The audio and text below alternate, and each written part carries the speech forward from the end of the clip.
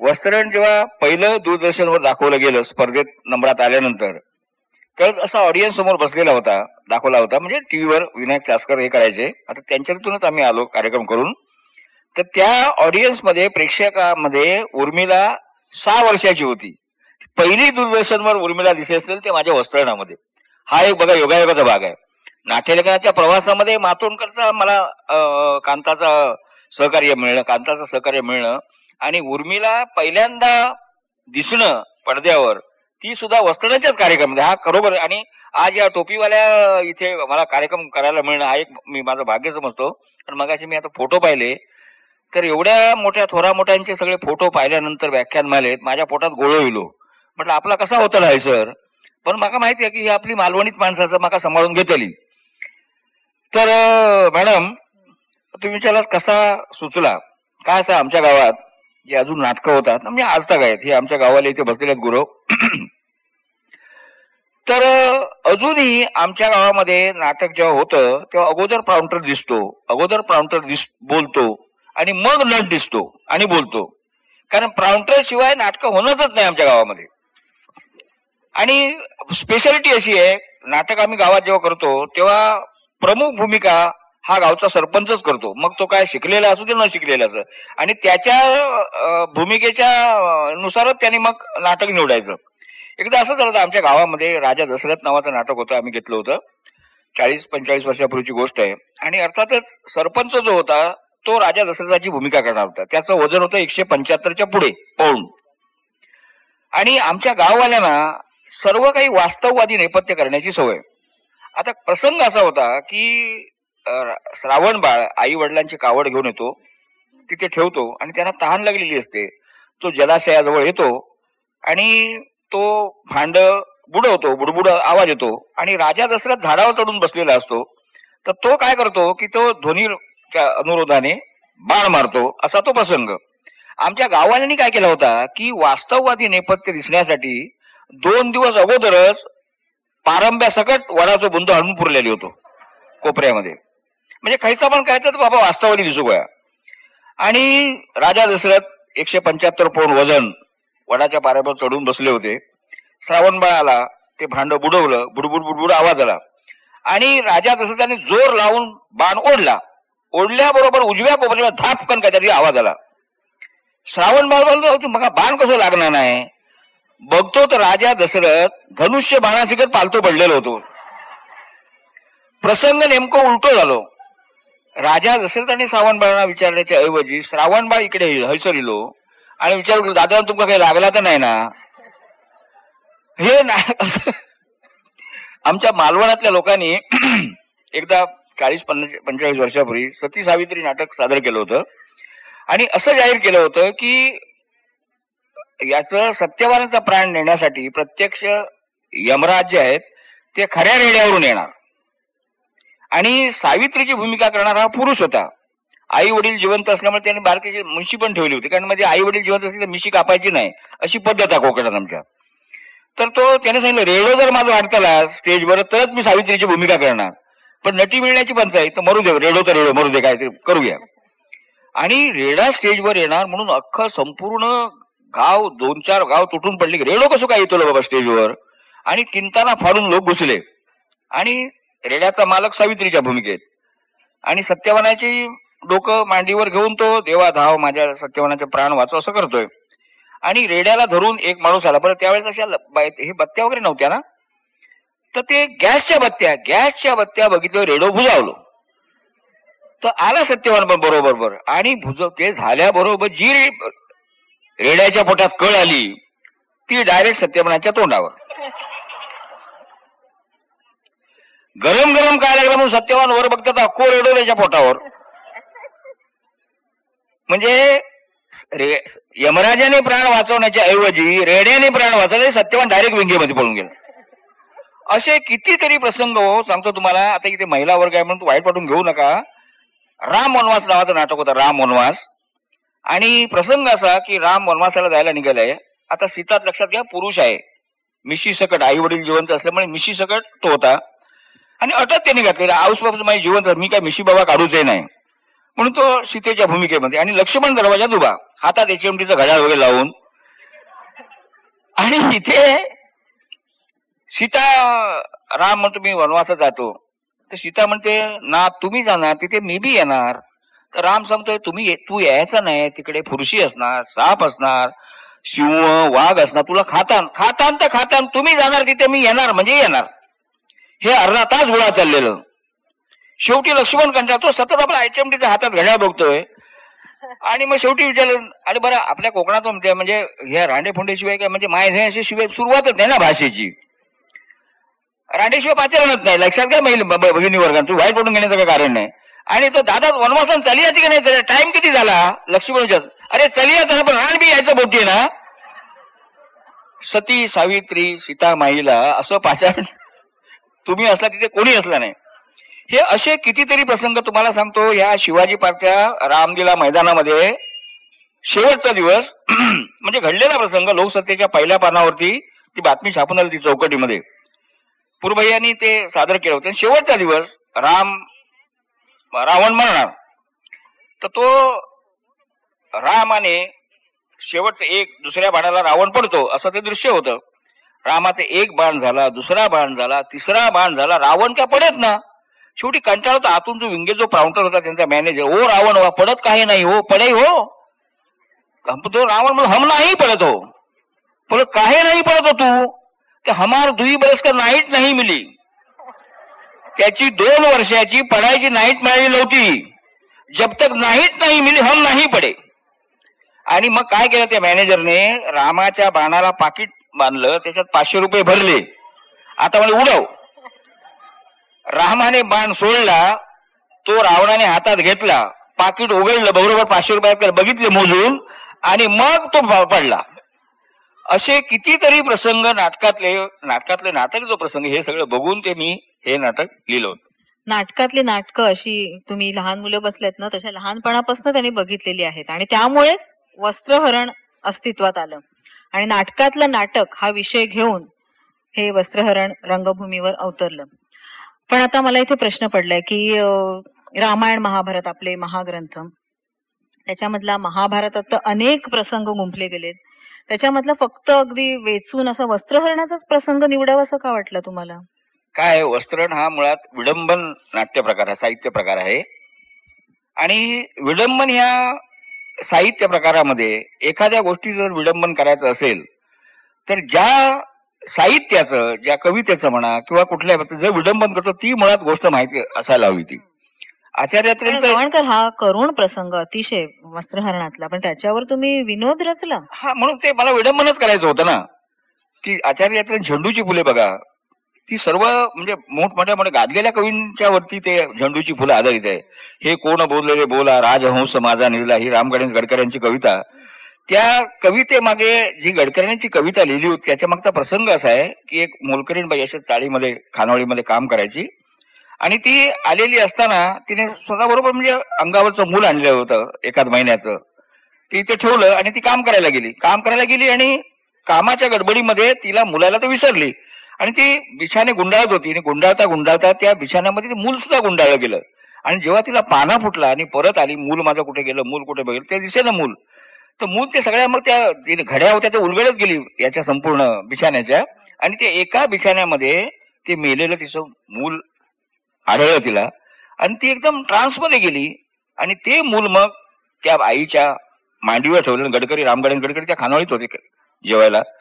आणि मग ते पाहून गडकऱ्यांनी ती कविता लिहिली होती, हे कोण बोलले बोला, राजहंस माझा निजला. त्याच्यावर आचार्यतेने अशी कविता केली, हे कोण बोलले बोला, चिंचेवर चंदू चढला.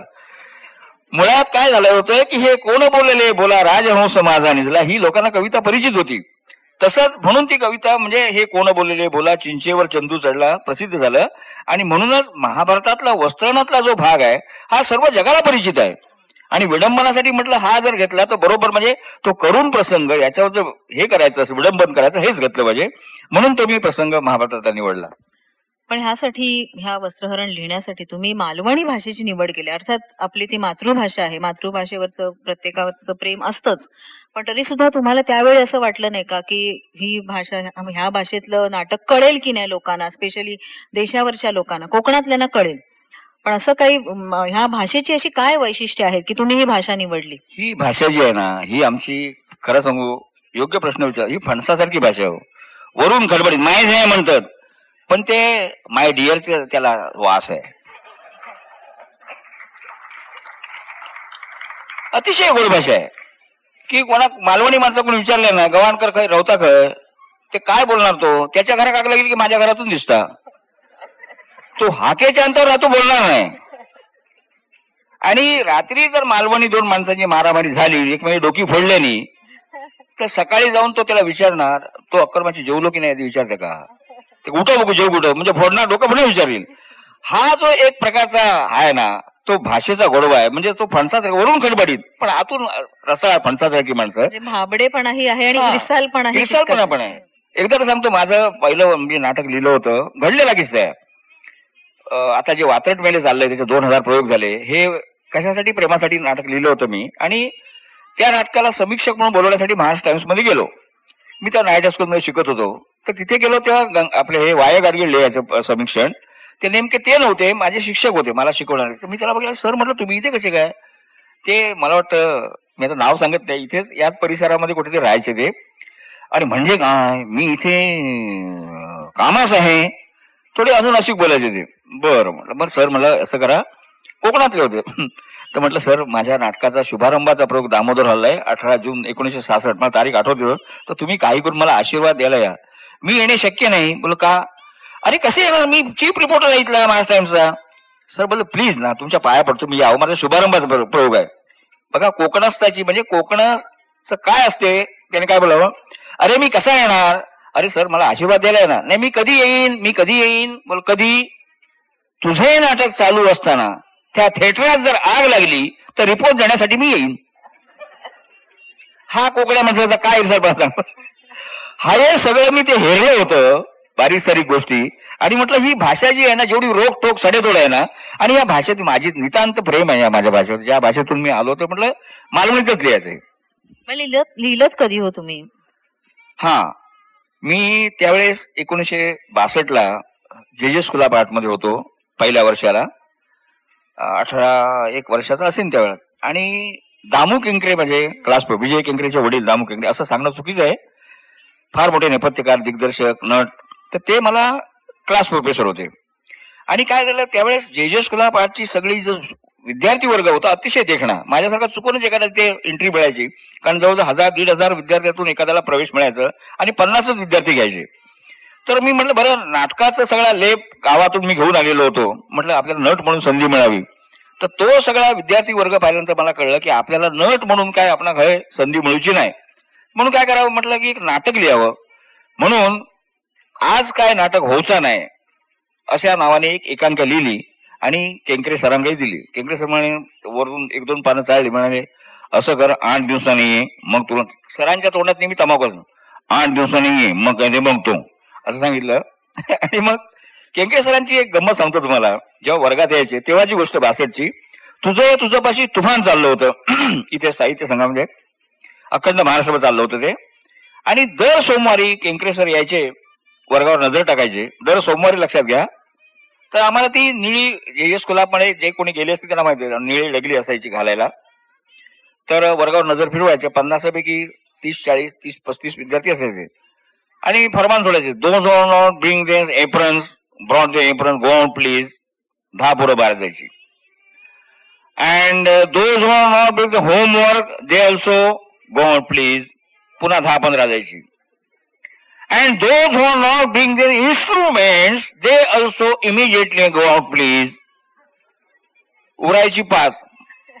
मग why you are sitting, you also go out.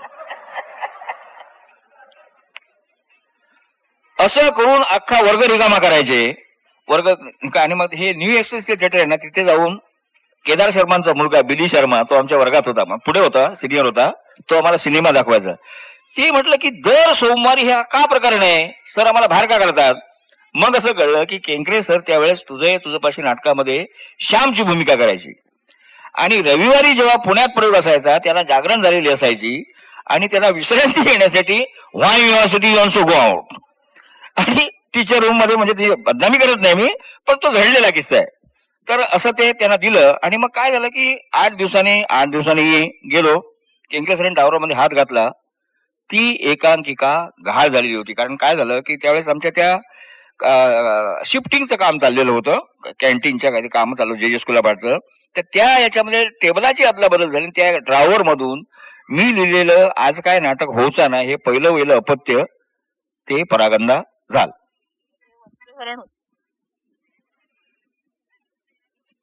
हे वस्त्रहरण होतं. हे जे तुम्ही नाटक लिहिलेलं आज काय नाटक होतं ते वस्त्रहरणाचं, म्हणजे मूळ. त्याची एकांकिका होती. पण हे हरवलेलं नाटक पुन्हा लिहावं असं तुम्हाला केव्हा वाटायला लागलं? काय झालं ते 1973 साली दोघी नाटक बहुतेक लोकांना माहित असणार रंगमंचावर आलं होतं आणि त्या नाटकाचे दिग्दर्शक होते कमलाकर सारंग, लालन सारंग. त्याच्यात भूमिका करायचे शशिकांत निकते, सुलभा देशपांडे अशी ती कास्टिंग होती, नारायण पै.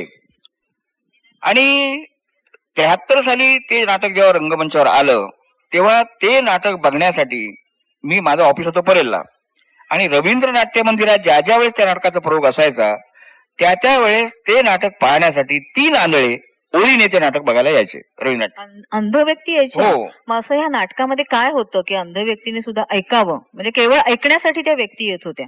ते मलाही कुतूहल होतं की हे 3 आंधळे कसं काय हे नाटक एन्जॉय करू शकतात जे ऐकू शकत पाहू शकत नाहीत. मग एके दिवशी मी काय नाईट घ्यायला जात तसं मी 4थ्या प्रयोगाला काहीतरी गेलो. ते 3 आंधळे ते इंटरव्हल मध्ये वडापाव खात होते आणि चर्चा चालली होती नाटकाच्या संवादावर.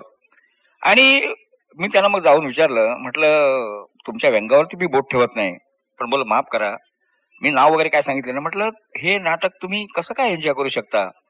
तर म्हणाले साहेब हे नाटक बघण्यापेक्षा या नाटकातले संवाद ऐकण्यात खरी मजा आहे. गव्हाणकर, इथे मी तुम्हाला जरा थांबवते की ह्या नाटकातले वानगी दाखल काही संवाद तुम्ही या श्रोत्यांसाठी ऐकून जा.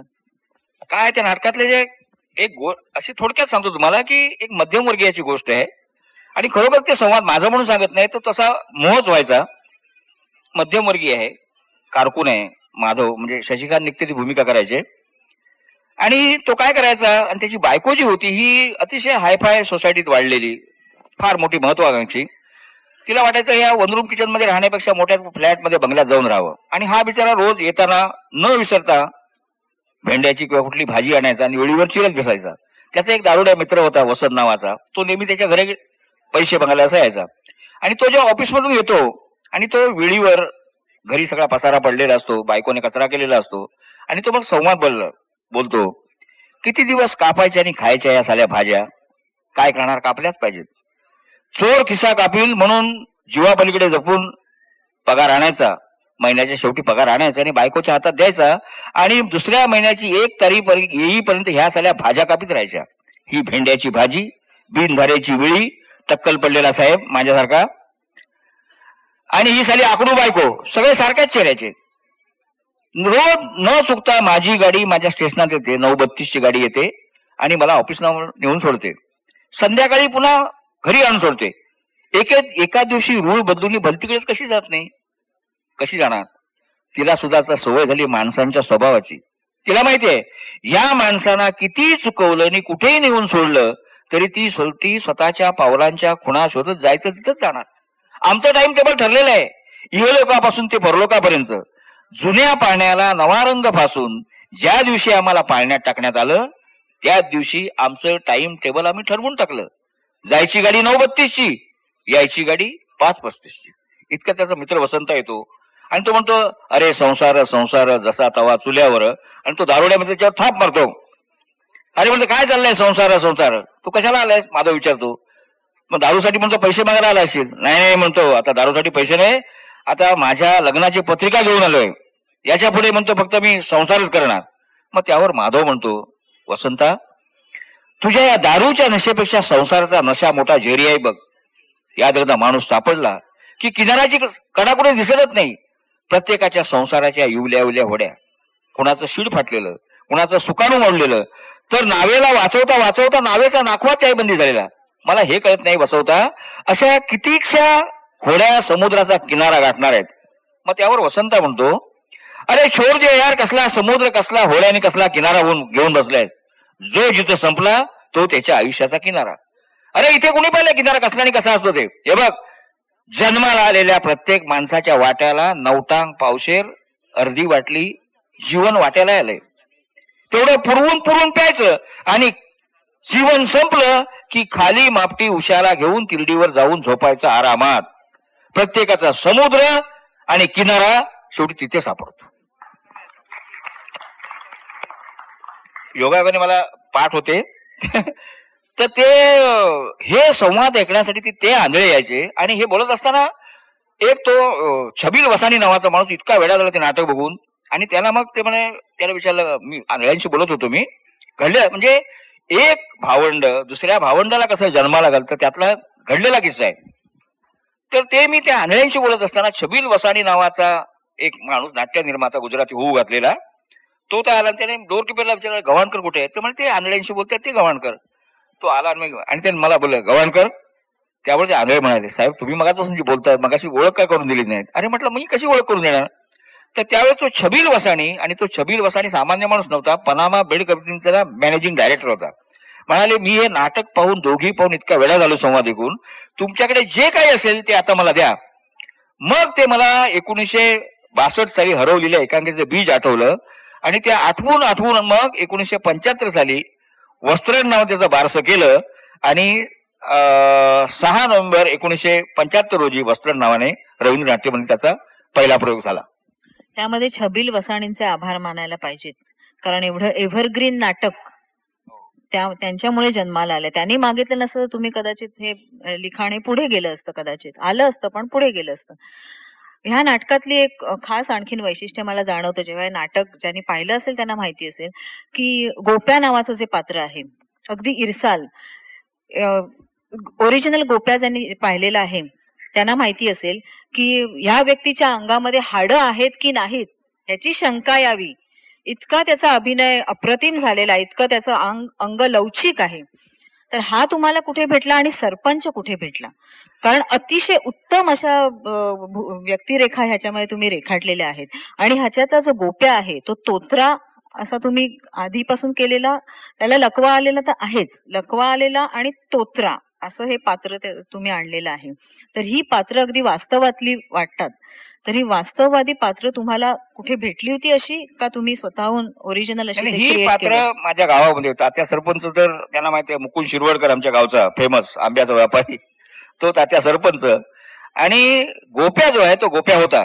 परंतु आता सांगतो, 75 साली जेव्हा वस्त्रण मी केलं, जे नाटक 2च प्रयोगात पडलं लक्षात घ्या. आणि त्या पडलेल्या नाटकाचे डायरेक्टर होते राजा मयेकर. राजा मयेकर स्वतः पांडुतात्या सरपंचाची भूमिका करायचा आणि त्याच्यात जी गोप्याची जी भूमिका होता हा मधु आपटे करायचे. लक्षात घ्या, 1975 मधु आपटे गोप्या करायचे. आणि झालं काय, त्याच्यामध्ये एक प्रसंग आहे की घंटा जी असते देवळात आपल्या याची नाटकाला बाजू घंटा कुठे चोरीला जाते, कोण मिळत नाही. म्हणून पांडुतात्या सरपंचांनी वस्त्रण पाहिलं, म्हणतात अरे घंटा घेऊन ये. मग खैसून आणू, भगवतीच्या जीवात एकच घंटा होती, ती परवा चोरी केली. आता मधु आपटे, आता माझ्या डोक्यातच नाही, माझा जो गोप्या होता हा लकवा आलेला होता. मधु आपटे आले आणि राजा मयेकर तिथे सरपंच जी भूमिकेमध्ये, त्याला तात्या घंटा घेऊन ये. म्हणतो खैसून आणू. अरे बापरे, माझ्या पोटात गोळा. म्हटलं पुढे बोलतात की नाही, 3.5 तासाचं नाटक व्हायचंय, खैसून आण. आणि मग दुसऱ्या एंट्रीला हा मधु आपटे रंगमंचावर आले, तात्या घंटा गावली. मला खैसून आणलंच मेल्या, म्हशीच्या गळ्यातून काढून आणले. तो म्हणतो म्हशी विचारलं, हो काकून का विचारलंय. ही मधु आपटेची एडिशन. कारण त्यावेळेस मोहनकर बाई आता साईच्या त्याच साईच्या होत्या, म्हणजे द्रौपदी काकू करणाऱ्या. म्हणजे माझी बायको तुका काय म्हस वाटली काय मेल्या. ते जे पात्र आहे गोप्याचं पात्र, हे मधु आपटेंमुळे मला सुचलं. कारण त्याचं स्टॅमरिंग जे होतं ना, माझा गोप्या असा नव्हता, हे तोत्रा नव्हता, तर तोत्रा गोप्या हा मधु आपटेंच्या ऍक्शनमुळे मला सुचला. आणि पुढे ज्यांनी ह्या गोप्याची भूमिका केलेली आहे त्यांनी सगळ्यांनी तो तोत्रेपणा तसाच केला. पण त्याचं मूळ जे बीज आहे ना, हे मधु आपटेंकडून मला मिळालं. आधी आणखीन ह्या नाटकाचं एक वैशिष्ट्य की आता वस्त्रहरणासारखा महाभारतातला करुण प्रसंग त्याचं तुम्ही विडंबन केलं, ते विनोदामध्ये त्याचं रूपांतर केलं. पण ह्याच्यामध्ये एक पात्र आहे ते म्हणजे नर्तिका. नर्तिका ही या महाभारतात कुठेही नाही. त्या प्रसंगामध्ये, वस्त्रहरणाच्या प्रसंगामध्ये असणं शक्यच नाही. तरी नर्तिका तुम्ही कशी काय आणलीत?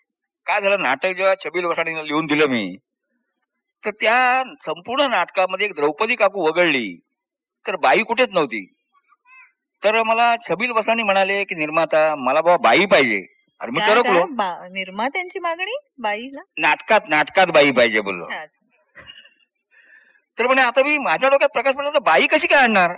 बरं आपले कोकणातले जे प्रकार आमच्यामध्ये स्त्री पार्टन असं मुंबईहून बाई आणावी लागते, तर त्यामुळे आता बाई कशी करणार. मग माझ्या डोक्यात प्रकाश पडला की वस्त्र नाटकाचा प्रयोग चालू असताना गावामध्ये एक तमाशातला पार्टी त्यांचं नाटक बघायला आले, त्या नाटकातली बाई तिथे बसलेली असते. आणि बरं डायरेक्ट कशी बाई आणणार. मग मी काय विचार केला, तो आमचा जो देव असतो त्या देवाच्या अंगात खोटा देव आणला. आणि मग तो सांगतो की माका देव येतो. आमच्या गावामध्ये जेव्हा बाया येतात ना, तुम्हाला माहित असेल, तर खोट्या बाया वाढतात. आणि खोट्या बाया ज्या येतात ना त्याच्यामध्ये एखादा बापिया घुसतो का बायकांका धक्क्या पकडून मिळण्यासाठी, आणि खोटा देव आणतो तो.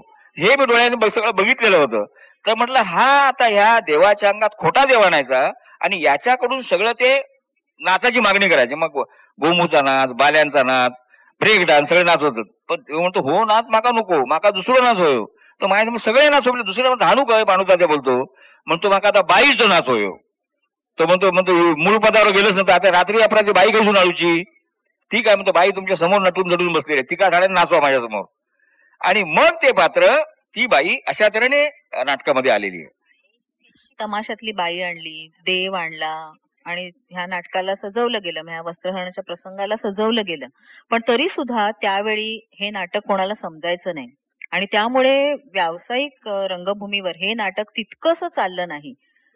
बुकिंग ऑफिसला गर्दी नसायची आणि तोट्यात प्रयोग चालले होते इतके की 60-60 हजाराचं कर्ज निर्मात्याच्या डोक्यावर असायचं. आणि तरी सुद्धा ह्या नाटकाचे प्रयोग निर्मात्यांमुळे चालू राहिलेले आहेत. तर हे ह्या नाटकातला उचल का नाही खाली पडलं कसं काय त्या काळी. काय होतं की हे मुळात अजूनही काय त्या नाटकातलं नाटक आहे कोणाच्या लक्षात येत नाही. आणि जेव्हा हे नाटक स्पर्धेमध्ये गेलं व्हिक्टोरिया मिलला, म्हणजे हे 2 प्रयोगात पडलं होतं, पण व्हिक्टोरिया मिल मध्ये जेव्हा ते नाटक स्पर्धेमध्ये गेलं, हा थोडासा इतिहास आहे, बोर होऊ नका तुम्ही, ऐकणं गरजेचं आहे. का नाटकाचा प्रवास आहे का. तर म्हटलं की जोपर्यंत पडद्यामागे काय चाललंय हे मला कळत नाही तोपर्यंत हे नाटक रंगणार नाही. मला नेपथ्य हवं आणि ह्या नाटकाचं नेपथ्य हा प्राण. मग राम सावंत नावाचा एक अवलिया व्हिक्टोरिया मिल मध्ये होता, तो एके दिवशी जिंकल्यासारखा आला आणि गव्हाणकरांनो तुमचा नेपथ्य माका सापडला. म्हणजे खय असा, तो माझ्या खिशात असा.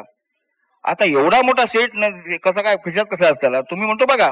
त्याने काय केलं, एक चमत्कारासारखं, म्हणजे एखाद्या वस्तूला वास्तूला किंवा हे जी संजीवनी मिळण्यासाठी कोण एखादा माणूस उपयोगी पडतो सांगता येत नाही, तसा तो प्रकार घडला. तुम्हाला नेपथ्य काय माझ्या खिशात असा. त्याने काय करावं, 2 खिशातून 2 उजव्या डाव्या रिबिनी बाहेर काढल्या, लाल रिबिनी, आणि वरच्या खिशातून कप्प्या बाहेर काढल्या. आता म्हणता तुमचं मी नेपथ्य दाखवते. त्याने काय करावं, या बाजूला 2 रिबिनी बांधल्या, मध्ये 2 रिबिनी बांधल्या आणि इकडे 2 रिबिनी बांधल्या, आणि त्या रिबिनीला वरून असा बांबू टाकला, रॉड टाकला आणि कप्पी बांधली. आणि त्याच्यामध्ये जो गोप्या पडदो ओढ, आणि गोप्या पडदो ओढ म्हटल्यावर त्यांनी जो पडदा ओढला 2 रिबिनी ऑटोमॅटिकली बाहेर गेल्या, इकडे गेली इकडे गेली. आणि पडद्यामागचं जे म्हणजे प्रतिकात्मक नेपथ्य ज्याला आपण म्हणतो नाट्यशास्त्र अभ्यास करणे, ते तयार झालं. पुलं तर म्हणाले की गव्हाणकर ज्या नाटकाने कोणी हा नेपथ्याचा शोध लावला त्याला मी खरोखर सलाम करतो. कारण माझ्या डोक्यात जे होतं की पाठीमागचं सगळं दिसावं, ते संपूर्ण त्या नेपथ्या नाटकाचा अभ्यास करणाऱ्यांना मी सांगतो मुलांनो की त्या एकाच्या 2 रिबिनीमुळे संपूर्ण हे बदलून गेलं, चित्रच बदलून गेलं. आणि त्यामुळे त्या नेपथ्याचा शोध लागल्यामुळे खऱ्या अर्थाने हा राम सावंत हा दुसरा अवलिया मला असा भेटला की त्यामुळे ते नाटक आजतागायत चाललेलं आहे. त्या नेपथ्यामुळे लोकांना ते नाटक समजायला लागलं. पण बॉक्स ऑफिसवर कधी चालायला लागलं. काय झालं, 75 नंतर ओम नाट्यगंधाने नरेन नाटक काढलं. 50-60 प्रयोग होईपर्यंत 50,000च्या तोट्यात नाटक गेलं होतं. 1980 ची गोष्ट आहे. आणि मग नरेनी मुसळीने ठरवलं की हे नाटक आता बंद करायचं, पण चांगल्या ठिकाणी जाऊन बंद करूया. दरम्यानच्या काळात काय झालं होतं की हे जेव्हा स्पर्धेत आलं तेव्हा ते दूरदर्शनवर दाखवलं गेलं. आणि पु ल देशपांडे आणि व्ही शांताराम बापूंनी हे नाटक पाहिलं होतं आणि चास्कर विनायक सरकारनं विनंती केली होती पुन्हा कधीतरी ते याचं प्रक्षेपण करा, आम्हाला बघू दे पूर्णपणे. ते पुलंच्या डोक्यात होतं. दरम्यानच्या काळात काय झालं, नरे मुसळे म्हणाले की हे नाटक आता पुण्याला नेऊन याला बुडवायचं, कडेलोट करायचा. आणि शेवटचा प्रयोग ठरलं पुण्याला करायचं. 50-60 काहीतरी प्रयोग होता. आम्ही सगळी टीम गेलो आणि पुण्यात गेल्यानंतर आमच्या लक्षात असं आलं की पु ल देशपांडे सहकुटुंब सहपरिवार त्या नाटकाला बसले होते. औशिक खाऊ बोलो ज्या महापुरुषान 50 वर्ष महाराष्ट्राला बरगड्या मोडेपर्यंत हसवलं त्या कशा हसवचा बरं. पुण्यात लोकांना मराठी मालवणी कळला ना, औशीचं घेऊन माया हे कसा काय कळतला, आमच्या पोटात गोळीला तर कसा करूचा. मच्छीतर आम्ही मिटिंग घेतली, इल्लाद्र कांबळी होता मास्तरच्या भूमिकेत. मला आता कसा करूचा, मला काय होईत त्या होईत झेडगुजरी मालवणी तर औषध जोगो कळायचं कळू दे ना, तर माया कळतो काय होईत त्याचा करून टाकूया. आणि सांगतो तुम्हाला झरे फुटावेत ना, झरे फुटावेत असा तो आमच्या कला मच्छिंद्र सकट सगळ्यांनी मालवणी मराठी मिक्स केलं. परंतु एक गोष्ट झाली, पहिल्या रांगेमध्ये पु ल देशपांडे, वसंतराव देशपांडे ही सगळी माणसं इथे, सुनीता देशपांडे ही सगळी माणसं पहिल्या रांगेत बसली होती. पु ल अक्षरशः बरगड्या मोडे पण हसत होते. मी विंगेतून अरे म्हटलं आज जिंकलो मी आयुष्यात. पुढे पुढे हो केलं. पुलाना हसवणं म्हणजे चेष्टा आहे का, ते काय गुदगुल्या करायचं नव्हतं. आणि बापा सांगतो तुम्हाला, नाटकाचा प्रयोग संपला, टिळक स्मारक मंदिरामध्ये प्रयोग होता रात्री 9चा, 12-12:30 वाजले. भाई अक्षरशः बरगड्या धावत आले रंगमंचावर, आतमध्ये रंगपटात आले. गव्हाणकरांनो वाट लावलास माझी तुम्ही आज. हसून हसून दुखण्यासारखा जाजा होता ना, दुखण्यासारखा तर सगळा दुखला माझा आज. तुम्ही तुमचं आधी पहिल्यांदा पत्तो मागा दिवा. पण म्हणे काय झाला माहिती आहे, ही मालवणी कोंबडी ना गरम मसाल्याशिवाय खाल्यासारखी वाटली मला. हे मुंबईत ना परत माका ना मालवणीचे नाटक बघूचं असं. आणि मग भाईंना मी पत्ता दिला आणि बरोबर 8 दिवसांनी भाईंचं पुलंचं मला पत्र आलं. आणि त्या पत्रामध्ये भाईने एक एक जी ओळ लिहिली होती ना, ती अक्षरशः मला डिलीटची पदवी होती, डॉक्टर ऑफ लिटरेचर सारखी, की मराठी रंगभूमीला नेसवलेल्या भरजरीवर म्हणजे वस्त्रण्याच्या संदर्भात वस्त्र. आणि अत्यंत महत्वाचं त्याने वाक्य दुसरं असं वापरलेलं होतं की हे नाटक ग्रामीण भागावर आधारित असून सुद्धा कुठल्याही वहिनी बाईला हे नाटक बघताना इष्ट म्हणावं असं वाटत नाही. म्हणजे कमरेखालचा विनोद नाही, त्याच्यात ग्राम्यपणा नाही. आणि अत्यंत एक छान वाक्य भाईने वापरलं शेवटी, ताजा कलम म्हणून, गव्हाणकरांनो हे नाटक बघण्यापेक्षा यात मला जर छोटीशी भूमिका मिळाली असती स्वतःला मी भाग्यवान समजलो. हे भाईनी त्या विनोदाच्या सम्राटांनी म्हणणं याच्यात सगळं आलं. मग आम्ही काय केलं की भाईंचं जे पत्र होतं त्या पत्रातली प्रत्येक ओळ न ओळ वर्तमानपत्रात छापली. आणि सांगून खरं वाटणार नाही, आता जसं मगाशी म्हणाल तसं सैरसही जसं चाललं, आता ओळीने 600 प्रयोग म्हणजे 3-3, 4-4 प्रयोग करायचे हो, दौरा करून वगैरे. आणि प्रत्येक प्रयोग ओव्हर पॅक द्यायचा. मी तर माझ्या डोळ्याने बघितलंय की तेव्हा 10 रुपये हे जास्त पुढचं तिकीट होतं. आता ते 80 पण त्याचा रेट गेलाय. मी 80 सालची गोष्ट सांगतो की 10 रुपयाचं तिकीट प्लाझाच्या समोर 100 रुपयाने ब्लॅकने विकत गेले. असं म्हणजे त्या नाटकाने हा विक्रम केला. त्याला कारणीभूत आहे पु ल देशपांडेंचं पत्र. भाई म्हणजे एक पैस्पर्श मिळाला त्या नाटकात. पुलंचा आशीर्वाद ह्या नाटकाला लाभलेला आहे आणि त्यामुळे उचल खाल्ली या नाटकाने आणि मग मागे वळून बघितलंच नाही बरं का. तर पुलंचा आशीर्वाद लाभल्यानंतर तुम्हाला लंडनला जावंसं वाटलं का आधीच तुम्ही ठरवलं होतं की मालवणी झेंडा तिथे फडकवायचा? नाही नाही, आम्ही मालवणी माणसं असो ना. तुम्ही खायचे हो? कोकणातले. मालवणी माणसाने एकदा ठरवलं ना अमुक एक गोष्ट करायची. मच्छिंद्रनी मी नाटक जेव्हा पडलं 75 साली, तेव्हा लक्ष्मी विलास हिंदू हॉटेल होती, इराण्याची हॉटेल, आता सगळे बिचारे नाहीशी झाले होते. त्या लक्ष्मी विलास हिंदू हॉटेलमध्ये एकमेकाच्या खिशाचा अंदाज घेत जायचो. मिसळ पाव भजी आणि हिरवी मिरची चावत पडलेलं नाटक होतं. तेव्हा म्हणायचं काय करूया आपण लंडनला जाऊया. हे का तर मालवणी चार्ली चॅप्लिन आमका हसवले ना, आपण ते का हसवूया तैसर जाऊन. आणि तेव्हापासूनची आता तुम्ही बघलास ना, मालवणी माणसाने का आपटाचं ठरवलं तर काय करतो. उदाहरण ताजं आहे आताच, म्हणजे इथे राजकारणाचा भाग नाही. काय करू ते एकदा ठरवलं हे का पाडायचं म्हणजे पाडायचं, आपटा म्हणजे आपटायचं. तो आपटणारच. प्राण गेला शेंडी तुझं पारण बी तुझं. बरं एक तरी टाळी इली बाबा. धन्यवाद. त्यामुळे बाकीचा आपल्याला काय इथे संबंध नाही. परंतु मालवणी चिवट माणूस आहे. म्हटलं बघा, म्हणजे नाटक पडलेलं असताना स्वप्न रंगवणं, चाललेलं असताना गोष्ट वेगळी. आणि मग जायचंच. म्हणजे तेव्हा 75 साली आम्ही ठरवलेलं होतं की काही करून लंडनला जायचंच. पण ती सोपी गोष्ट नाहीये तेवढी गव्हाणकर त्यावेळी, कारण 22 कलावंतांना घेऊन जायचंय बरं का. पैशाचं काय, कारण पैशाचं सोंग काय आणता येत नाही, बाकी सगळी सोंग नाटकामध्ये आणता येतात. ते पैशाची उभारणी कशी केली सांगतो की भाईंचं पत्र आलं, नाटक धोधो चालायला लागलं. आणि भाईने पत्र पाठवल्यानंतर जे उच्चभू प्रेक्षक जो होता पुढच्या रांगेतला तो यायला लागला. आणि त्याच्यामध्ये विजय मेहता, विजय तेंडुलकर, सतीश दुभाषी, डॉक्टर काशीनाथ घाणेकर, ते वेळ लागल्यासारखे नाटक, सतीश दुभाषी वगैरे. म्हणजे मराठी रंगभूमीवरचा की चित्रपटातला असा एकही नट, दिग्दर्शक किंवा लेखक न ज्याने ते 3-3, 4-4 वेळा बघितले नाही. अटल बिहारी वाजपेयी 2दा नाटक बघितलं म्हणून ते पंतप्रधान झाले. आणि ज्यांना कोणा व्हायचं असेल त्यांना अजून बघा, तेही पंतप्रधान होतील. तर एकेकाने 3-3, 4-4 वेळा ते नाटक बघितलं. आणि सांगतो तुम्हाला, दुभाषी आणि घाणेकर जेव्हा नाटकाच्या प्रयोगाला बसायचे पहिल्या दुसऱ्या रांगेत मध्ये, तेव्हा इतके हसायचे की पाठीमागच्या 4-5 रांगा आउट करून टाकायचे, हसतच राहायचे. कारण पाठीमागच्या लोकांना काय ऐकायला जायचे. एके दिवशी तर काय झालं, सतीश दुभाषी पहिल्या रांगेत बसले होते शिवाजी मंदिरच्या प्रयोगाला. आणि तुम्हाला माहिती आहे, धृतराष्ट्र आमचा गॉगल लावून येतो आणि सतीश दुभाषीनं असं डोक्यावर चष्मा घालून बसायची सवय होती. आणि शिवाजी मंदिरच्या पहिल्या रांगेत दुभाषी बसले होते. आणि शिवाजी मंदिरची पहिली रांग आणि तो कठडा याच्यामध्ये फक्त 2 ते 3 फुटाचं अंतर, अतिशय अरुंद असं कमी अंतर आहे ते. आमचा धृतराष्ट्र चष्मा गॉगल लावून आला आणि धाडकन काहीतरी आवाज आला. सतीश दुभाषी हसता इतके पडले की त्यांचा चष्मा फुटला डोक्यावर. अशा कितीतरी दिग्गजांनी ते नाटक पाहिलं होतं. मग मच्छिंद्राच्या डोक्यात असा विचार आमच्या डोक्यात आला की लंडनला जायचं. 84 साली आम्ही ठरवलं. पण पैसे कसे जमवणार, तुम्ही जो आता प्रश्न विचारला. त्यामुळे एक आयडिया केली की म्हटलं, ज्या या कलावंतांनी हे नाटक 3-3, 4-4, 5-5 वेळा बघितलेलं आहे, त्या कलावंतांनाच घेऊन षण्मुखांमध्ये प्रयोग ठोकला तर एकाच वेळेस सगळे पैसे मिळून जातील. मग गवाणकर, ह्या सगळ्या दिग्गजांपैकी म्हणजे रंगभूमीवरच्या दिग्गजांपैकी पहिली साथ तुम्ही कोणाला घातली? पहिली साथ हाऊसफुलचा बोर्ड गळ्यात घालून जन्माला आलेल्या डॉक्टर काशीनाथ घाणेकरांना आम्ही घातला. डॉक्टरांनी मी गेलो, म्हटलं डॉक्टर तुम्ही नाटक आवडलेलं आहे, आमच्यावर खूप प्रेम करता. आमची दोघांची इतकी गट्टी जमली होती नाटक पाहिल्यापासून, ते वेळेच झाले होते. तर म्हणे आम्ही लंडनला, एकदा आमचा असा गप्पातला प्रश्न निघाला की डॉक्टरांचं मोडकी तोडकी चिपळूणचे, ते मोडकी तोडकी मालवणी होती, चिपळूणी मिश्रित मालवणी अशी.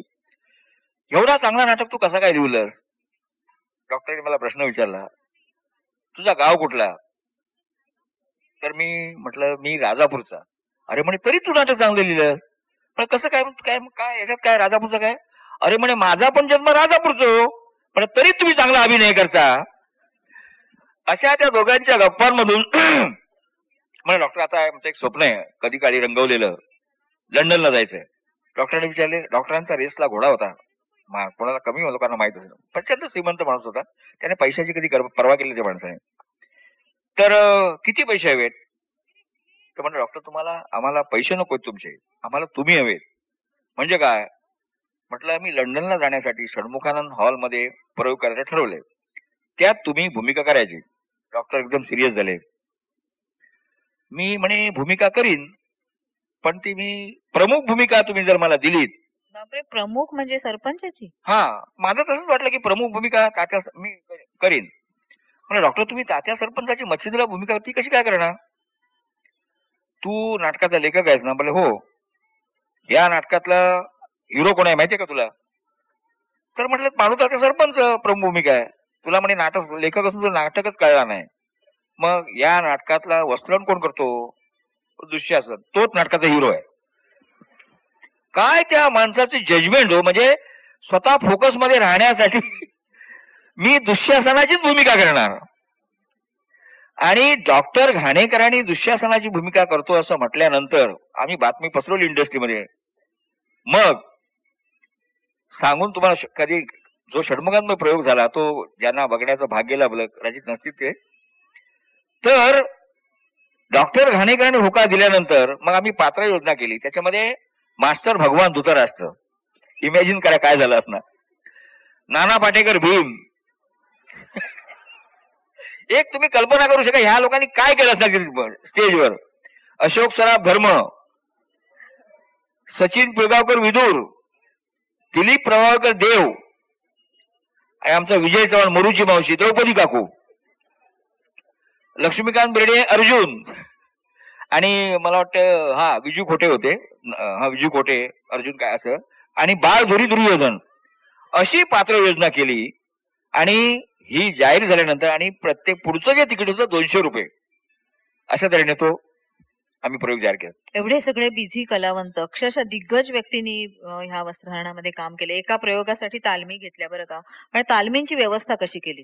काय झालं, हे आता खरं सांगू का, घाणेकरांना एकच वाक्य होता. ते असं होतं, भर सभेत माझा अपमान झाला असता, तू दात विचकून मला फिदी फिदी हतली होतीस ना, आता भोग आपल्या कर्माची फळं, आणि धोतर ओढत इथे यायचं. एकच वाक्यासाठी आम्ही काय केलं की आता यावेळेला कोण एकाच वेळेस हे सगळे कलावंत आणायचे कसे स्टेजवर, तालमी कशा घ्यायच्या. मग आम्ही ठरवलं प्रत्येक कलावंत एक एक कलावंत वाटून घ्यायचा. मग मी डॉक्टर घाणेकर आणि मास्टर भगवान हे 2 दिग्गज कलावंत घेतले आणि 15 दिवस एका वाक्यासाठी, सकाळी घाणेकरांकडे, आपल्या संध्याकाळी भगवानकडे आणि इकडे घाणेकरांकडे, म्हणजे सकाळी आणि संध्याकाळी एका वाक्यासाठी ओळीने 15 दिवस मी जात होतो.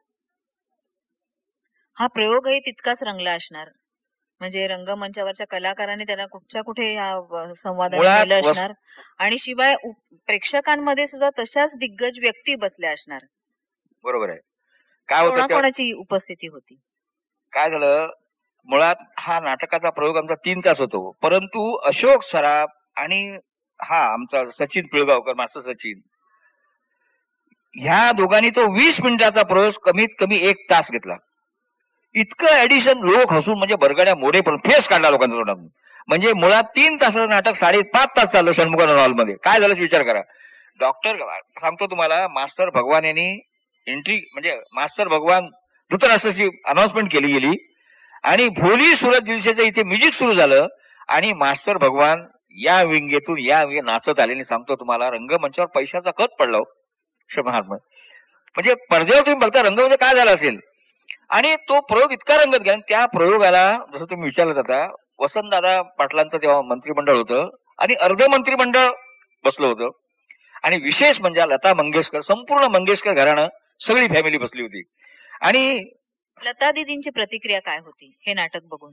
लता दिदी तर ज्या वेळेस संघामध्ये अजून प्रयोग होतो त्यावेळेस लताबाई अशा बसले येऊन बघतातच, आणि त्यावेळेस तर होत्याच, तर त्यांना मदत पण आम्हाला करायची होती. पण का कोण जाणे त्या दिवशी म्हणाल्या की मला थोडस शुभेच्छा द्यायच्या आहेत, सदिच्छा द्यायच्या आहेत, मी 2 शब्द बोलणार आहे.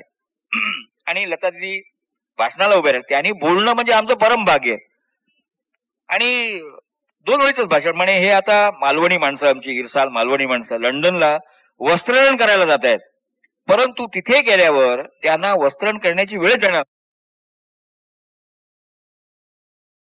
त्यांनी पैशाची आर्थिक मदत केली, वसंतदादांनी मदत केली, आणि त्या नाटकाचं बुकिंग आपल्याला खरं वाटणार 92,000 रुपये षण्मुखानंद बुकिंग, आणि आम्हा सगळ्या 22 माणसाच्या तिकिटाचा खर्च त्या एका प्रोग्राममध्ये सगळा वसूल झाला होता. मंत्रिमंडळाने केली की नाही आर्थिक मदत? हो, मंत्रिमंडळ. आणि शिवाय डॉक्टर घाणेकरांनी 200 रुपयाप्रमाणे 50 तिकीटं घेतली. नाना पाटेकरांनी जवळजवळ 50-100 तिकीटं 200 रुपयाप्रमाणे घेतली. म्हणजे काम तर केलंच. मी सांगतोय, हे जे आमचे मराठी रंगभूमी जे कलावंत, डॉक्टर काशीनाथ घाणेकर, डॉक्टर लागू, नाना पाटेकर, हे खरोखर ना मराठी रंगभूमीचं आमचं भाग्य समजायचं. कारण हे अप्रत्यक्षपणे डॉक्टर घाणेकर स्वतःच मिळालेलं पाकिट हा माणूस कधीच घरी घेऊन जायचा नाही, तो बॅकस्टेजलाच वाटायचं. डॉक्टर लागू सुद्धा आपल्याला कल्पना, हे न बोलता मदत करतात. नाना पाटेकर सुद्धा सांगतो तुम्हाला, परवा वस्त्रनाचा जो पूरग्रस्तांसाठी प्रयोग होता आपल्या शिवाजी मंदिरला, आणि तो प्रयोग हाऊसफुल व्हावा म्हणून व्यावसायिक रंग म्हणजे व्यावसायिकांनी सगळे ते अरेंजमेंट केलेली होती.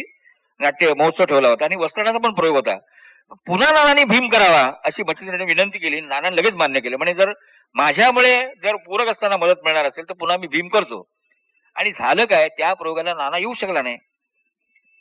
नानाने 1.5 लाखाचा चेक पाठवून दिला. प्रयोग झाला, हाऊसफुल प्रयोग झाला, 75,000 रुपये बुकिंग झालं होतं, पण त्याच्या दुप्पट नाने चेक पाठवून दिला. दुसऱ्या दिवशी सकाळी मी नानाला फोन केला. नाना बोललो, असं काय केलं रे, लोक म्हणजे काय माहिती, वस्त्रण पाहिलं होतं परंतु वस्त्रणातला भीम लोकांना बघायचं होतं तुझा म्हणून आले होते. तर नाना काय म्हणाला की गंगाराम, मला तो अरेतुरेच करतो, वयाचा भाग नाही, इथे मैत्रीचा भाग आहे, की काल मला ऍक्सिडेंट झालं आणि माझ्या गुडघ्याला लागलं असल्यामुळे मी येऊ शकलो नाही. म्हटलं आता कुठे आहेस तू? आता मी शूटिंगच करतोय. अरे म्हटलं, एवढं लागलेलं असताना तू 1.5 लाखाचा चेक पाठवलास आणि शूटिंग कसं करतोयस? तो म्हणाला, म्हणे कलावंताने शरीराचा जखमा मनापर्यंत न्यायचा नसतात, ते तिथे ठेवायचे असतात.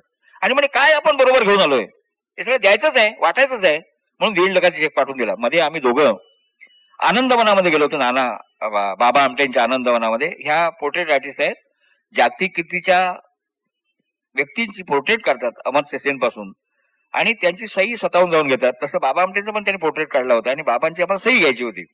आणि आम्ही दोघं जण गेलो तिथे, आणि तिथे प्रकाश आमटे बाबा आमटे गप्पा मारत बसलो होतो. बाबाने ते हात घेतले, हा कार्यक्रम सादर केला आम्ही म्हणजे अर्धा तास. बाबांनी आमचे दोन्ही हात घेतले, म्हणजे जिम्मा खेळूया का त्यांनी असं म्हणणं बाबा आमटेनी.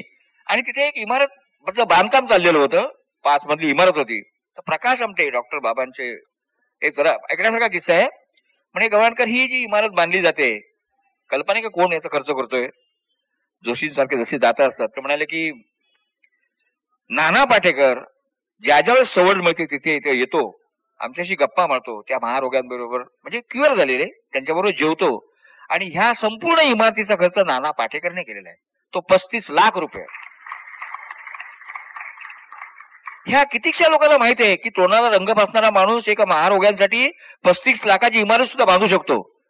असे कलावंत आम्हाला त्यावेळेस मिळाले वस्त्रणाच्या रूपाने, म्हणूनच आम्ही लंडनच्या पर्यंत जाण्याचा. पैशाची उभारणी तुम्ही केलीत आणि सगळी रंगभूमी तुमच्या पाठीशी उभी राहिली, आणि त्यामुळे तुमचं लंडनचं स्वप्न आता साकार होणार. पैसे जमा झाले त्यामुळे, आणि हा विश्वास आता निर्माण झाला. आणि सगळी ही मंडळी बरं का, 22 कलावंत आणि आणखीन 2-3 मदतनीस त्यांच्या बरोबर होते, हे सगळेजण आता सज्ज झाले, तयार झाले लंडनला जाण्यासाठी. आणि अक्षरशः सगळं छान वातावरण निर्माण झालं असणार ह्या ग्रुपमध्ये. पण तुम्ही जेव्हा विमानात स्थानापन्न झालात तेव्हा अक्षरशः ही सगळी मंडळी बरं का, लेखक धरून चालेल ना सांगितलं म्हणजे काय, तर सगळी ही मंडळी, मालवणी मंडळी सगळी इरसाल आहेत बरं का, प्रत्यक्ष आयुष्यात देखील. ते नंतर ते त्यांच्याकडून किस्से मी काढून घेणार आहे. तर विमानामध्ये स्थानापन्न झाल्यानंतर तुमच्या सर्वांची आणि इतर प्रवाशांची प्रतिक्रिया काय होती? काय झालं, खरी गंमत आता आहे. आम्ही लाल डब्याच्या एसटीतून जाणारी कोकणातली माणसं, आणि दर 2-3 वर्षांनी प्लॅनिंग करू, उतारा जो बघा होई मग एसटीत जायचा. म्हणून बघा, कोकणातला माणूस 2-3 वर्षांनीच गावात जातो, म्हणून तिथली लोकसंख्या कमी आहे. कोकणात लोकसंख्या कमी असण्यात ते कारण आहे. तर आम्ही बाबा एसटीच्या लाल डब्यातून प्रवास करणारी सगळी माणसं. आता बोटीत बरं मच्छिंद्र बोललो होतो, ह्या बघा बाबा, बरं दुसरं काय झालं होतं, आमचं नशीब असं की जगातली श्रीमंत एअरलाइन्स आमच्या वाट्याला आली होती, सिंगापूर एअरलाइन्स. त्याच्यात म्हणजे सांगितलं होतं की घाणेकर म्हणाले, सिंगापूर एअरलाइन्स म्हणजे ग्रेट, गेल्याबरोबर तुमका रेड वाईन मिळतेली फुकट, हवी तेवढी पिऊन घ्या. त्यामुळे सगळे पिसाळले, कधी एकदा जातो आणि विमानात शिरतो असं झालं होतं. बरं मच्छिंद्र काय म्हणाला होता, हे बघा बाबांनो, तुम्ही जर सुटापुटात गेलाच नाही ना विमानात, तर तुमका ते हवाई सुंदर्या काय बाहेर काढणार, डोरकीपर बाहेर काढतात तसे. तर प्रत्येकाने सुटापुटात यायलाच पाहिजे. आता मला सांगा, 35 आणि 40 रुपये नाईट सूट बूट कसं शिवणार? मग काय झालं, आमची जसं गावात जाताना उदारी उसनवारी करतात तसं पॅन्ट आपली म्हणजे झाली, तर कोट दुसऱ्याचा, बूट दुसऱ्याचे, असं आतमध्ये गेलो. आणि आतमध्ये गेल्यानंतर या बाजूला आमच्या डाव्या बाजूला ब्रिटिश प्रवासी वर्ग सगळा बसलेला होता, आणि आमच्या सगळ्या हुलिया बघितला त्याने, 22 माणसाचा कलकलाट. एसटी सीटचं तशाच डायरेक्ट सुचलं, माझी जागा खाया, माझी जागा खाया, माझी जागा खाया, माझी जागा खाया. अरे माझ्या जण सगळे हसत, ते लिव्हला चिठ्ठी बिट्टी ह्या नंबर सगळे हसत, छे ऐकू का तयार ना. बरं आम्हाला जागा मिळते नाळीवर, म्हणजे जशी बोटीच्या नाळ मिळायची शेपटाकडे जागा मिळाली नेहमी ठरल्यासारखी. आणि माझी जागा खाया माझी. बरं आमच्यातलं भीम जो होता ना, तर तो पहिल्यापासून भीमाच्याच डोळे वटारतात आतमध्ये असा, कारण तो आतमध्ये शिरला आणि जो गरगर डोळे गेला तो सामान काय ठेवचा. तर ती बाई हवाई सुद्धा सांगायची, त्याने खास करून ते ओढलं बर्थ जो असतो ना, तर take care, what you are doing man, take care, take care, what take care, care कोणाला सांगतो, मागे केअर काय सांगतो तू, भीम असं आहे मी. तो हवाई सुद्धा खेळ, ते का टेक केअर म्हणजे काय कसं काढू सांगतो. हा सगळा प्रकार बघितल्यानंतर हा जो ब्रिटिश प्रवासी वर्ग इथे बसला होता, बोला ह्यांचा काय आपला काय खरं नाही, हे प्रवासी नेतृत्व अतिरेकीच आहेत. कारण आम्ही जे अंगात सूट घातले होते ना, ते कधी कोणाचे तरी घातले ते सूट होत नव्हते. ते बोला की आता काय खरं नाही. तर त्या महिला वर्ग इथला जो होता, त्यांनी आकाशात विमान झेप घेण्याच्या अगोदर आकाशातल्या बापाचा बायबल काढून धावा करायला सुरुवात केली. आणि बाबा ते रेटारेटी सगळी झाली, माझा खया काय बसलो मी. बसल्यानंतर हवाई सुंदर्या आणि काय सांगू यांच्यासारख्या देखण्या होत्या त्या, गोऱ्या गोऱ्या पान एकदम घाऱ्या डोळ्याच्या आणि मोरपिशी साड्या नेसलेल्या, आमचे भुजावले सगळे कलावंत ना. कोण त्यांच्याकडे हवाई सुंदर्यालाच लक्ष. पहिला हवाई सुंदरी आली, सकसकी ट्रे आणि दिलीप कांबळे. फाटफडीचे लक्षात घ्या, फाटफडीचे 2-2.5 वाजलेले होते आणि दिलीप कांबळी जो गोप्या तो माझ्या बाजूला बसला. तो फवाऱ्या उडवतो माहितीये रंगमंचा, खोबरा खाऊन, ते सगळ्यांना माहितीये. तो नेमका माझ्या बाजूला त्याला सीट मिळाली होती. सारखी चुळबुळ, रेड वाईन कधी येतली, घाणेकरांनी सांगलेला रेड वाईन कधी येतली, आजूबाजूचे सगळे. बरं आम्ही काय होतं की चेकअप टाईम करायचे 3-4 तास अगोदर 8-9 वाजता निघालो होतो. पोटात आग पडलेली, 9-9:30 वाजता निघाले, कोण डोंबिवलीहून कुठून अंबरनाथून. सारखे खाऊ कधी येतला, अजून का फुकट मिळतं असं सांगलं होतं, फाऊक नाही येत अजून. इतक्यात ती ट्रे, हवाई सुंदरी ट्रे घेऊन आली. ट्रे मध्ये मस्तपैकी अशी हिरवी सुरळी होती, ती वाटत आली. तर तो ब्रिटिश सर्व प्रवासी वर्ग आमच्याकडे बघतोय, काय करतात आता हे, की काय म्हणजे कुठल्या क्षणी बॉम्बस्फोट होईल अशी परिस्थिती. आणि हवाई ती सुरळी आली. दिलीप मला मागून विचारतो, गव्हाणकरांनी हिरवी सुरळी हिरली, माझ्या काय करू चाहता याचा, पोटात तर आग पडलेली आहे. तर तो ब्रिटिश प्रवासी वर्ग सतत नजर ठेवून आमच्यावर. मी मागे वळून बघितल्याबरोबर मी सांगायच्या आतमध्ये त्याने तो कचकन तोडला सुद्धा तो हाताने. ते काय होतं, फ्रेशअप करायचा तो रुमाल होता जंतुनाशक.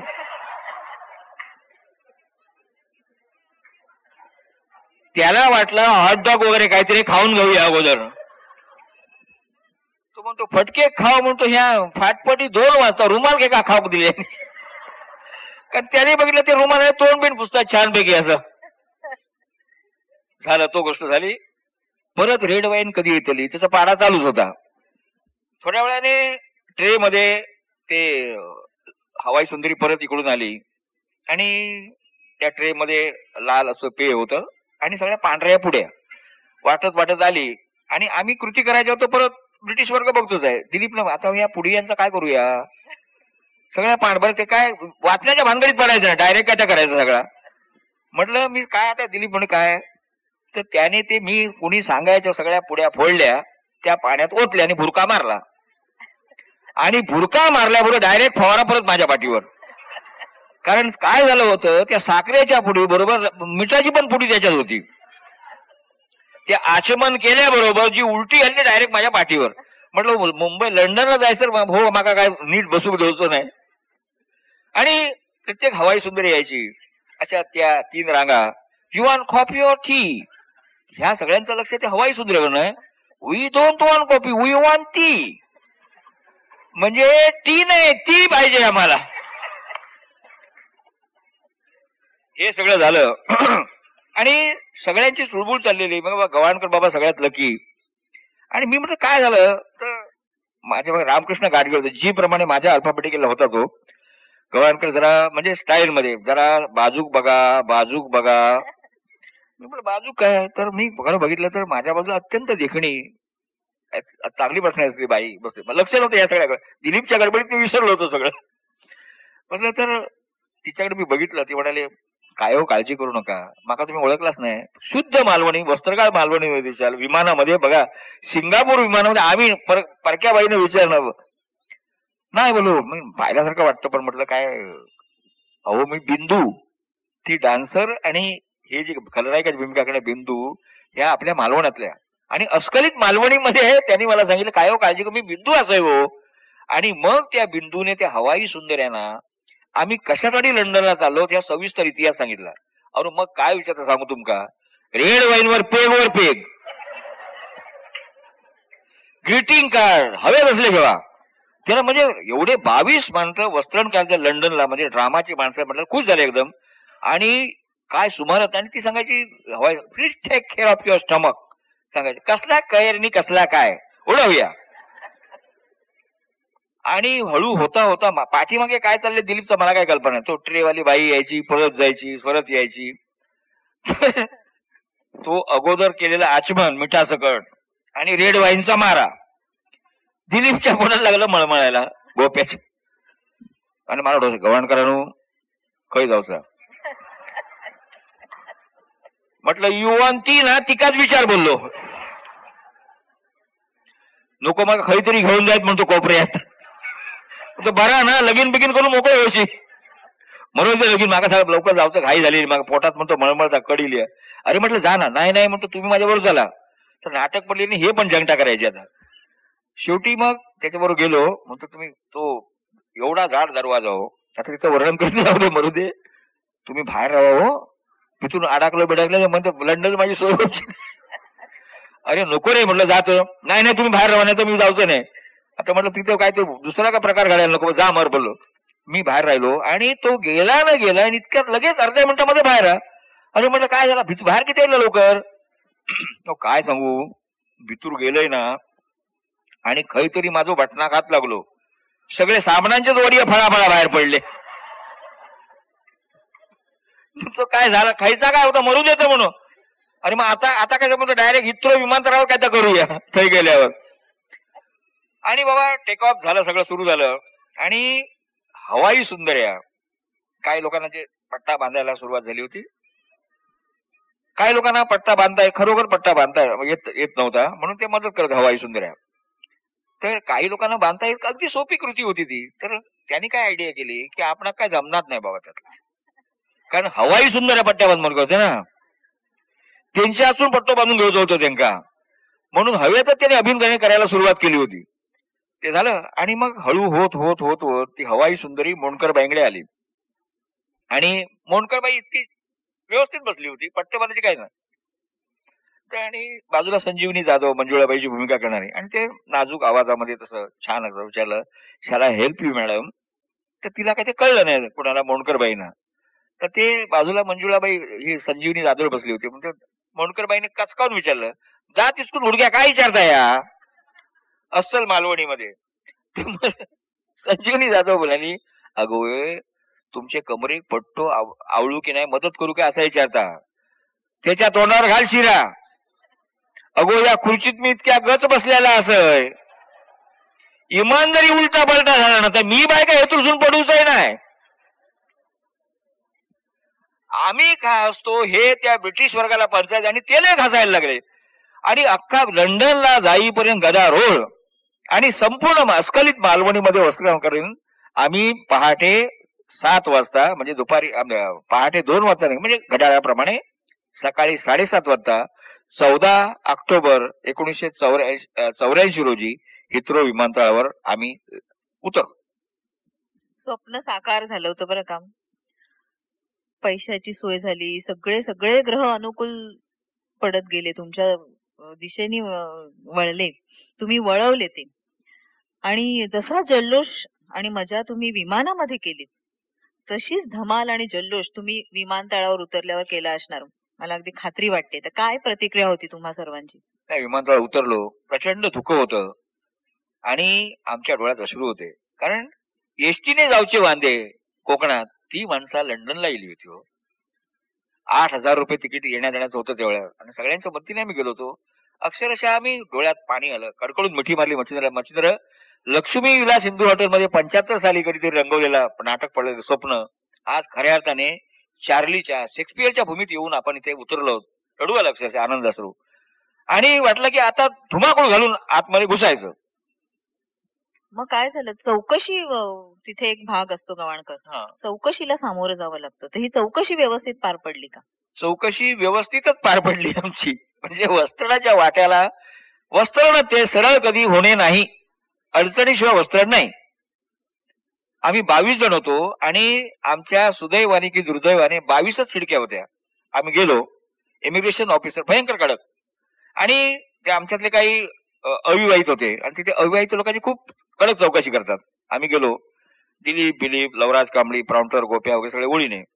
तर पहिला प्रश्न आमचा लवराज दिलीपला त्याचा अविवाहित होता तेव्हा तो आणि त्याच्या पासपोर्टवर तो माझगाव डॉक मध्ये कामाला होता. विचारलं तर त्याने पहिला प्रश्न विचारला तू नोकरीला कुठे आहेस. तर त्याला माझगाव डॉक तो वर्कशॉप मध्ये होता गॅरेज मध्ये कामाला. ठीक आहे किती पगार आहे. तर आपल्याला मालवणी लोकांची सवय कापून बिपून अमके हातात पडतात.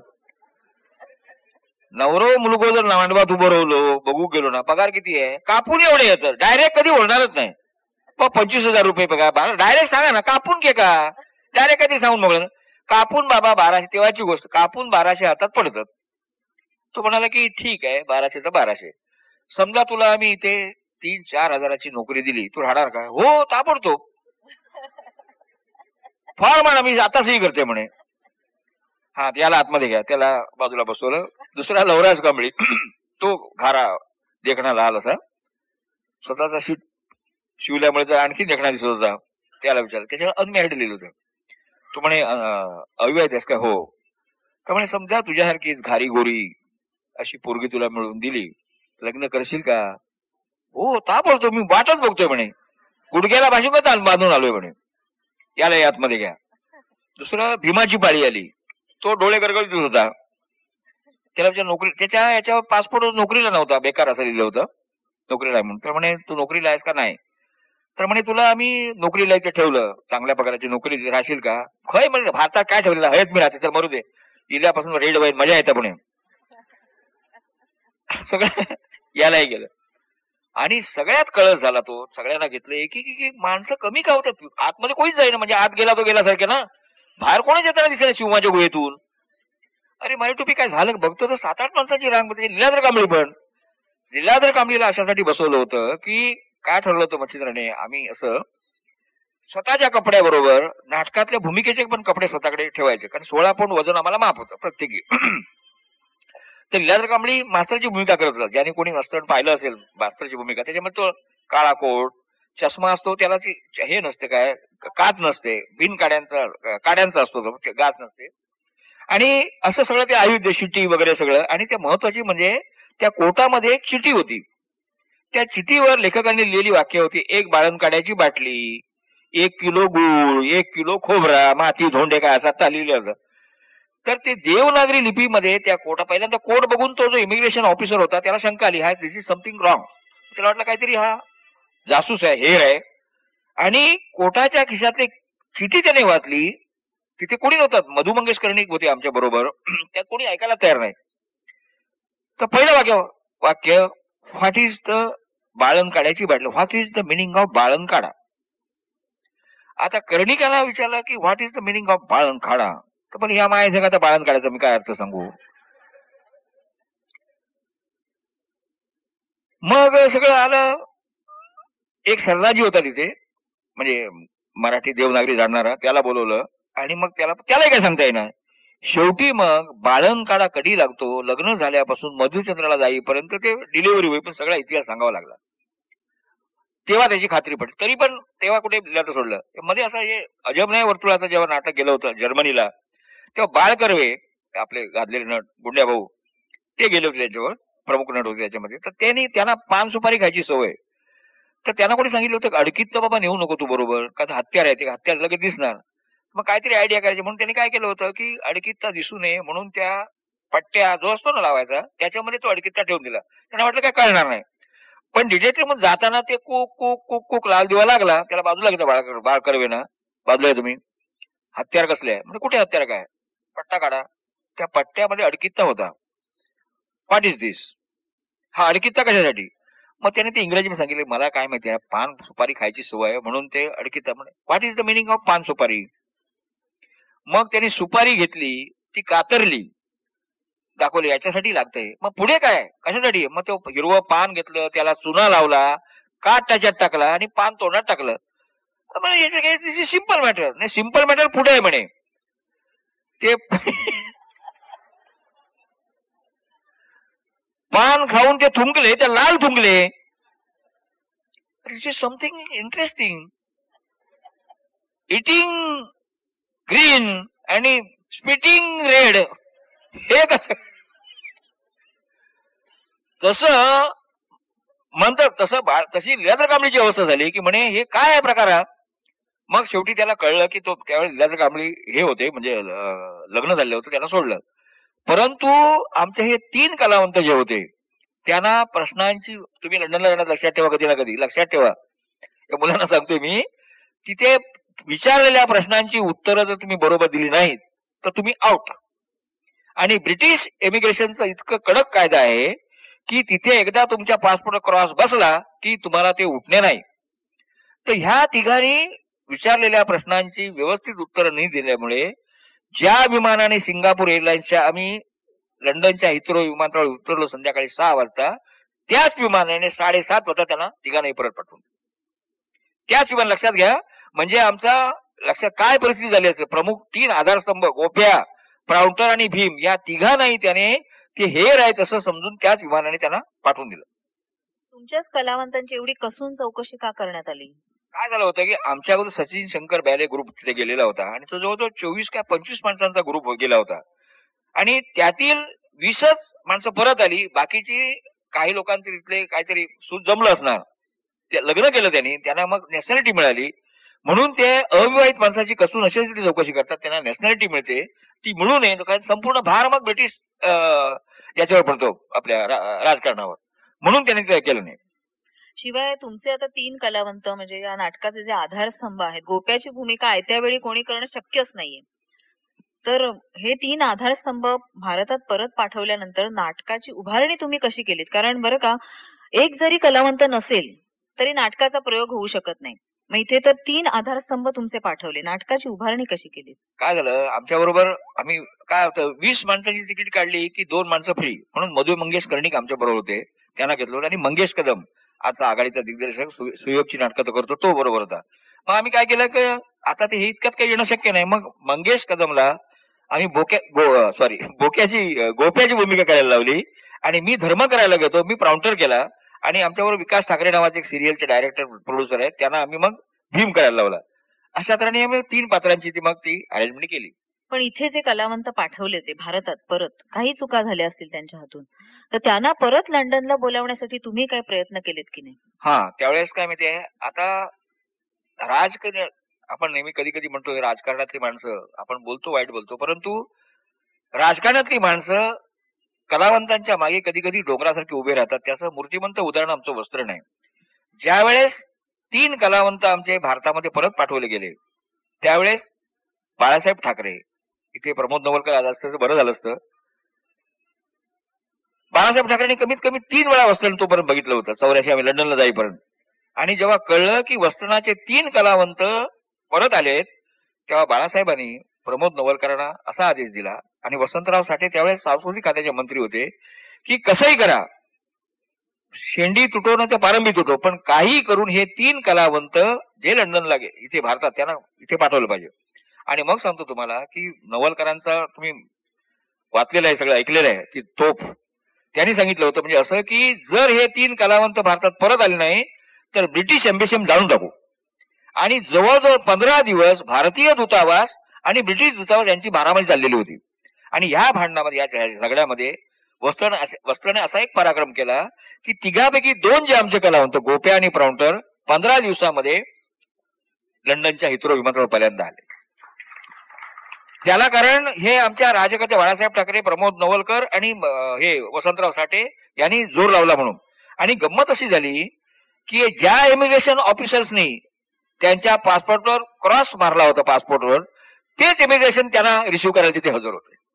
आणि तुम्हाला सांगून खरं वाटणार नाही की आमच्या या गोप्याला आणि प्राउंटरला वस्त्रण्यातल्या रिसिव्ह करण्यासाठी, त्यांचं स्वागत करण्यासाठी ब्रिटिश दूतावासातला राजदूत तिथे हजर होता. यापेक्षा काय, हा सुद्धा एक विक्रम म्हणावा लागेल. विक्रम. ज्या व्यक्तींना परत पाठवलंय त्या व्यक्तींना परत सन्मानाने बोलावून घेतलं गेलं होतं. वस्त्रहरणाच्या प्रवासातला हा फार मोठा भाग म्हणावा लागेल आणि भाग्य म्हणायला लागेल वस्त्रहरणाचं. पण एक कलाकार मात्र इकडे राहिला होता, तो काही परत जाऊ शकला. काय झालं की त्याची व्यवस्था काय केली? सांगतो की अतिशय करुणाजनक प्रसंग हो, की म्हणजे जसं तुम्हाला हसवलं तसं कर. काय झालं, या तिघांना आम्ही लपवून ठेवलं होतं वसईला. मच्छिंद्र कांबळेचा चुलत भाऊ ITI तिथे, आणि त्यांना डोकं पण बाहेर काढायला द्यायचे नाहीत. हे तिघापैकी 2 तर गेले होते, पण हा कंटाळला भीम आमचा जो अशोक बांदेकर टेक केअरवाला म्हणजे हवाई सुंदर दम देणारा. आता मी म्हणून हे किती दिवस रवतलंय, माझी काहीतरी सोय करा ना, तर त्याला तर परत पाठवायचं. म्हणजे तो उतरला पण नाही हो, इथं फक्त विमानतळावर उतरला. मग आम्ही काय केलं की तो लंडनहूनच आलाय असं लंडनहून एक पत्र टाकलं, मी आता मला काय बरा नाही, पोट माझा दुखता, तर मी परत येते असं पत्र पाठवलं आणि मी येते अमक्या दिवशी येते असं आलं, असं पत्र पाठवलं.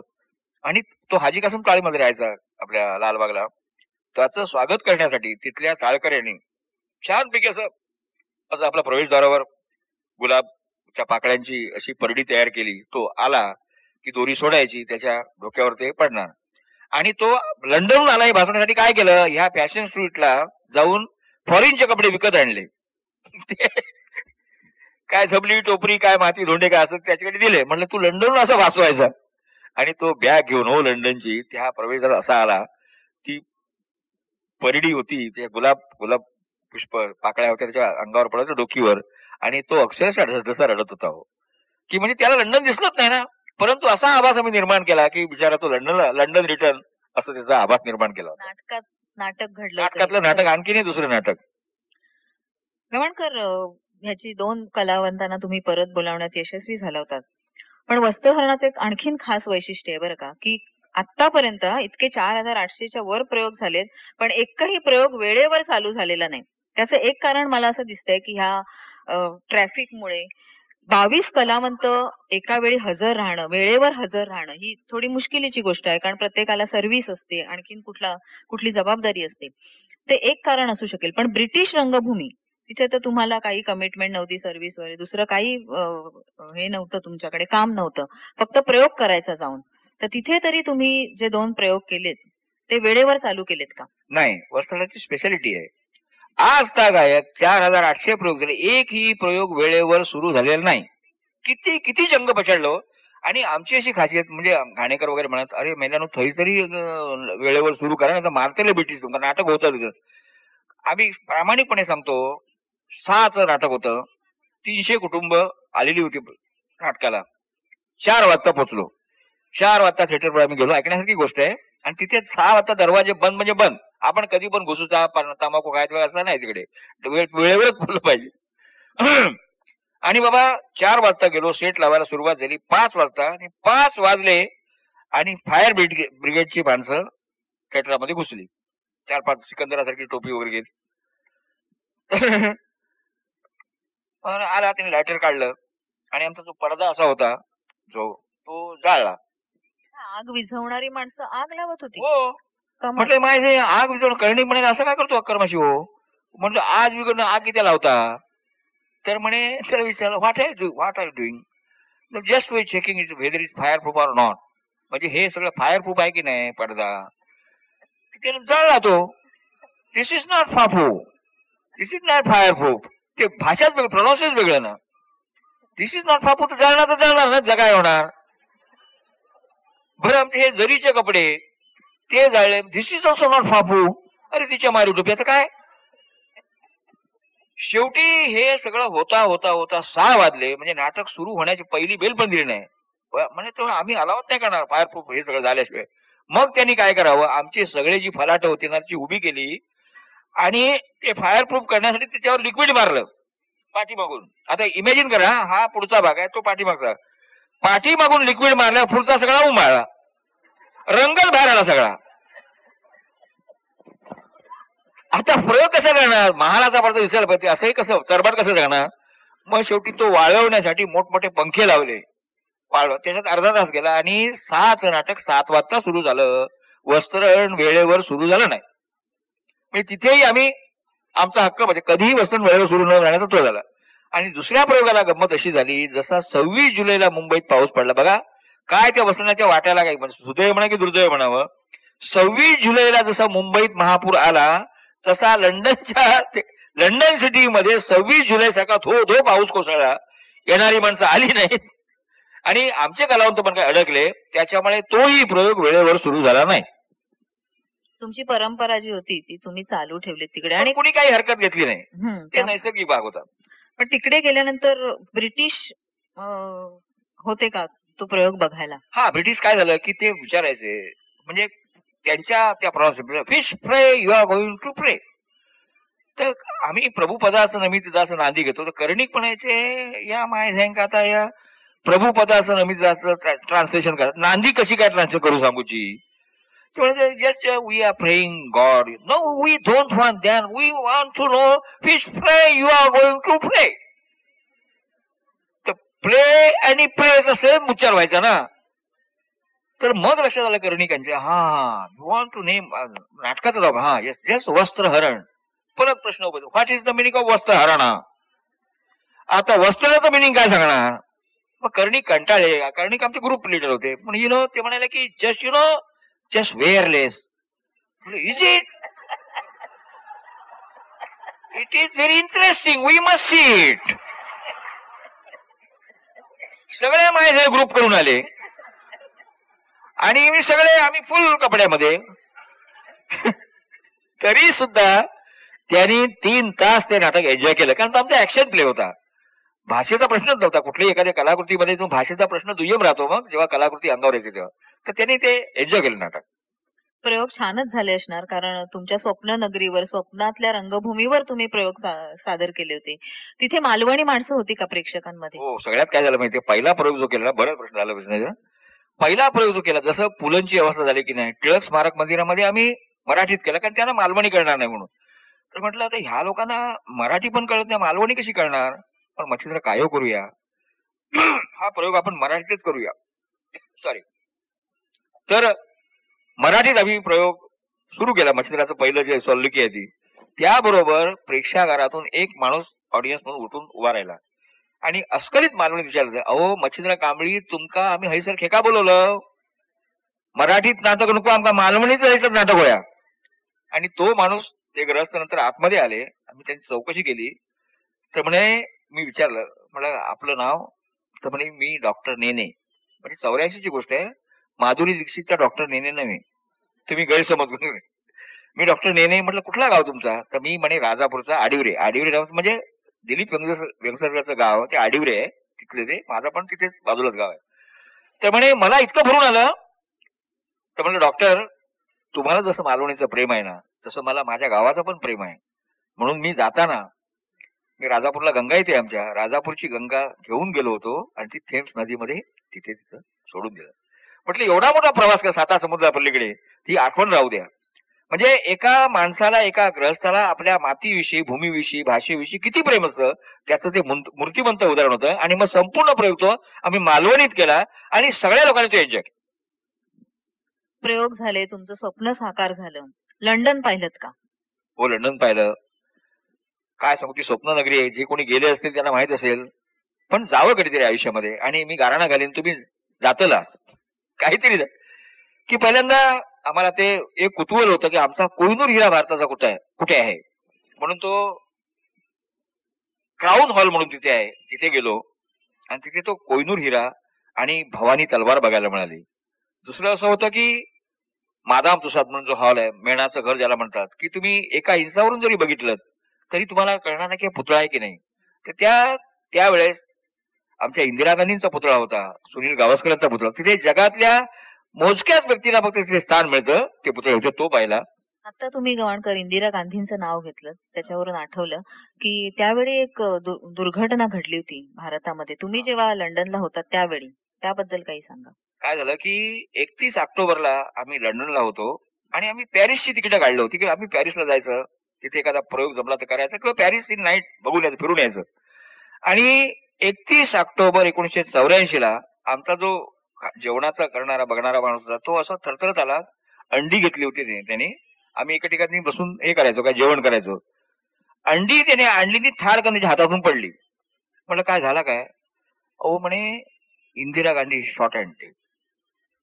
आणि सांगतो तुम्हाला, आपल्याला कल्पना नसेल, इथे जी घटना घडली 31 ऑक्टोबर 84 रोजी, ते संपूर्ण त्यावेळेस काय झालं होतं, म्हणजे इटालियन माणसं इंदिरा गांधींची मुलाखत घ्यायला आली होती. त्यांनी जे शूट केले बीबीसीहून डायरेक्ट रिले केलं गेलं. ते सगळं जसं तसं आम्ही टीव्हीवर बघत होतो, रक्तपात सगळा. आणि दुर्दैवाची गोष्ट अशी, जिथे आम्ही होतो ते साऊथ हॉल, म्हणजे पंजाबी लोक तिथे राहत होते. ते सुवर्ण मंदिराचं प्रकरण ताजं होतं तेव्हा. आणि तुम्हाला माहिती आहे, मारणारे पण ते पंजाबीच होते. तो जातीयतेचा भाग आला इथं. परंतु त्या साऊथ हॉलला शीख बांधवांनी आनंदापोटी इंदिरा गांधी मेली म्हणून मिठाईचे पेटाऱ्याच्या पेटा रस्त्यावर फेकून दिले. आणि त्यावेळेस थॅचरबाई पंतप्रधान होत्या ब्रिटिशांच्या. आणि एक जगातली स्त्री पंतप्रधान मेली, म्हणजे खून करून मेलेली, रक्तपात झालेला असताना एका देशाची पंतप्रधान बाई आहे ब्रिटिश. मग शेवटी सगळ्या जगाने निषेध केला आणि थॅचरबाईंना त्या घटनेचा निषेध म्हणून ते माफी मागावी लागली. अत्यंत वाईट वाटलं हो, की आम्ही जातो काय भारतीय माणसं होतो आणि आम्च्या देशाच्या पंतप्रधानाचं हे समान डोळ्याने बघावं लागलं. फारच दुर्दैवी घटना घडली होती आणि तुम्ही हा आणखीन दुर्दैव विलास इथे पाहिलात की आपल्याच देशातली माणसं मिठाया वगैरे वाटतायत. खूप दुःखद घटना. तर ह्या वस्त्रहरणाने असे अनेक चढ उतार ह्या एवढ्या 24 वर्षांच्या कारकिर्दीमध्ये बघितलेले आहेत. खूप किस्से आहेत त्यांच्याजवळ. पण तुम्हाला स्वतःला वस्त्रहरणाने कधी अडचणीत आणलंय का? शुभारंभाच्या प्रयोगालाच मला अडचणीत आणलं. कारण मच्छिंद्र कांबळी काय झालं होतं की या घटना अशा आहेत की शुभारंभाचा प्रयोग होता 16 फेब्रुवारी 1980 जाहीर केला आम्ही. नेमका त्याच वेळेस 84 वर्षांनी येणारं सूर्यग्रहण त्याच दिवशी येणार होतं. दुर्दैवाचे दशावतार कसे आहेत ते बघा. म्हणून काय म्हणाले निर्माते काय म्हणाले, आपण 15 फेब्रुवारीला प्रयोग करूया. आणि 15 फेब्रुवारीला त्यावेळेस महासागर नाटक चालू होतं, ज्याच्यामुळे नाना पाटेकर एक अभिजात कलावंत मराठी रंगभूमीला दिला गेला महासागर नाटकामुळे. त्याच्यात मच्छिंद्र कांबळी छोटीशी भूमिका करत होता. आता 15 फेब्रुवारीला काय प्रयोग करायचा म्हटल्यानंतर नेमका 15 तारखेला फेब्रुवारीला प्रयोग पुण्यात होता मच्छिंद्रचा. म्हणजे मच्छिंद्र करू शकत नव्हता. मग आता पांडू दादा कोण? मग आम्ही राजा मयेकरांकडे गेलो. मग राजा भाऊ म्हटलं असंच परिस्थिती आहे, शुभारंभाचा प्रयोग तुम्ही करा, नंतर मच्छिंद्र करेल. राजा भाऊ मी करणार नाही. मग शेवटी 24 तासावर नाटक आलं आणि सगळ्यांच्या नजरा, कारण रोज तालमीला जायचो मी, माझ्यावर आल्या. म्हणे गंगाराम गवाणकर, पांडुदात्या सरपंचाची भूमिका तुम्हीच करायची. आणि मग शुभारंभाचा प्रयोग म्हणजे वस्त्राने मला कसं अडचणीत आणलं ते बघा. 15 फेब्रुवारी 1980 रोजी जो शुभारंभाचा प्रयोग झाला, त्या शुभारंभाच्या प्रयोगाला अस्मादिकाने पांडुदात्या सरपंच म्हणून वस्त्र चढवली. आणि त्या शुभारंभाच्या प्रयोग सतीश दुभाषी पहिल्या रांगेत बसलेले होते. प्रयोग पाहिल्यानंतर आतमध्ये आले आणि अफजूल खाना, त्यांचं ध्येय तुम्हाला माहिती आहे, ज्यांनी सतीश दुभाष कडकडून मिठी मारली बरगाड्या मोडेपर्यंत, म्हणाले तूही जिंकणार, नाटकही जिंकणार आणि तू चिरंजीव होणार या नाटकाने. आणि ते भाईंच्या पत्रामुळे झालं. आपल्या समोर सगळा इतिहास आहे. गवाणकरांचे एक वैशिष्ट्य सांगते की कुठलीही भूमिका वस्त्रहरणामधली किंवा त्यांच्या प्रत्येक नाटकामधली करायला ते तयार असतात. केव्हाही आयत्या वेळी जरी बोलावलं ना, हा कलाकार आलेला नाहीये गवाणकर करा, की ते लगेच ड्रेस चढवून मेकअप करून तयार. सगळे जे नवीन कलावंत ह्या नाटकामध्ये जेव्हा जेव्हा येतात त्यावेळी गवाणकरांवर जबाबदारी असते नाटकाच्या त्या कलावंताच्या तालमी घ्यायच्या. तर असे हे एका मोठ्या नटाला आपण खरं म्हणजे मुकलेलो आहोत गवाणकर. कधीतरी तुम्ही एखाद्या नाटकामध्ये आपली झलक दाखवून द्यायला पाहिजे असं मला मनापासून वाटतंय. कधी योग येतोय बघूया. गवाणकर, हे जे नाटक आहे लंडनला तुम्ही नेलत, पण ह्या लंडनच्या विमानात बसण्यापूर्वी तुम्हाला कधी विमानात बसण्याचा अनुभव होता का? विमानात बसण्याचा मला बालपणापासूनचा अनुभव.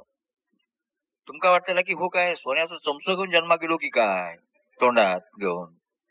काय झालं होतं, मी मुंबईत झालो, म्हणजे वस्तुस्थिती आहे, सांगायला काही हरकत नाही आणि कोणी लाजू नये आपलं व्यक्तिगत आयुष्यातले. जेव्हा मुंबईत आलो तेव्हा मला नोकरी नव्हती, गावचे खोत आम्ही. पण मुंबईत काय वडिलांनी आमची पद्धत ना, मुंबईतल्या माणसाने मुंबईत यायचा, खानावळीत रवायचा आणि मनवाडीवर गावाच्या माणसाची जगायची ही पद्धत आपल्या अजून पण तशीच आहे. तर वडिलांनी काहीच करून ठेवलं नव्हतं. म्हणून मी नोकरी पत्करली. पहिली नोकरी जी पत्करली ती विमानतळावर. 1956 ची गोष्ट आहे. आणि ती नोकरी मिळाली मला पहिली ती बिगाऱ्याची. त्यावेळेस पुरुषांना 12 ने रोज होता आणि महिलांना 6 ने रोज होता. तर मी 15-16 चौथी पासून आलो होतो गावातून राजापूरहून. मी बालमजूर 18 वर्षाच्या खाली मी असल्यामुळे बालमजूर म्हणून त्या विमानतळावर 6 रोजावर काम करत होतो. बरं, तो विमानतळ असा होता तिथे बिघडलेलीच विमानं यायची आणि लंच टाइम मध्ये विमानात बसून आम्ही जेवायचो. त्यामुळे लहानपणापासून मला विमानात बसायची सवय होती, पण बिगारी म्हणून. आणि सांगतो तुम्हाला, ज्या विमानतळावर मी बिगाऱ्याची नोकरी केली त्याच विमानतळावरून मी लंडनला गेलो. हे माझ्या आयुष्यातलं मी भाग्य समजतो. थोडस विषयांतर करते. गवाणकरांचं जे आधीचं लाईफ आहे, म्हणजे लहानपणाचं लाईफ आहे, ते अतिशय खडतर असं गेलेलं आहे. अक्षरशः झोपडपट्टीमध्ये ते राहिलेले आहेत. त्यांचा पत्ता त्यांनी शाळेमध्ये दिला होता, स्मशानभूमी. टँक बंदर शाळेत गेलो तेव्हा नाव टाकलं मी पहिल्यांदा. हा वैयक्तिक जास्त काय बोलूया नको आपण नाटक. पण ते शाळेत मी जेव्हा नाईट हायस्कूलला नाईट टाकायला गेलो, माझगाव नाईट हायस्कूलला डोंगरीवर, तेव्हा पत्ता मला विचारला. तर माझा पत्ता होता टँक बंदर, हिंदू सोनापूर, मुंबई नंबर 10. तर विचारलं तू स्मशानात राहतोस का? हो बोलो स्मशानात राहतो. कारण मला राहायला जागाच नव्हती. वडिलांचे मित्र होते, ते स्मशानात त्यांचे क्वार्टर्स होत्या, तिथे त्या प्रेताच्या समोर बसून मी अभ्यास करायचो, लिहायचं काय असेल ते. टँक बंदर, हिंदू सोनापूर, मुंबई नंबर 10, 11वी पर्यंत माझा पत्ता होता. असो. तर असे हे खडतर लाईफ असं जीवन बघून सुद्धा ही प्रतिभा, लेखनाची प्रतिभा त्यांच्यामध्ये कुठून आली, हे मोठं प्रश्नचिन्ह अजूनही माझ्या समोर आहे.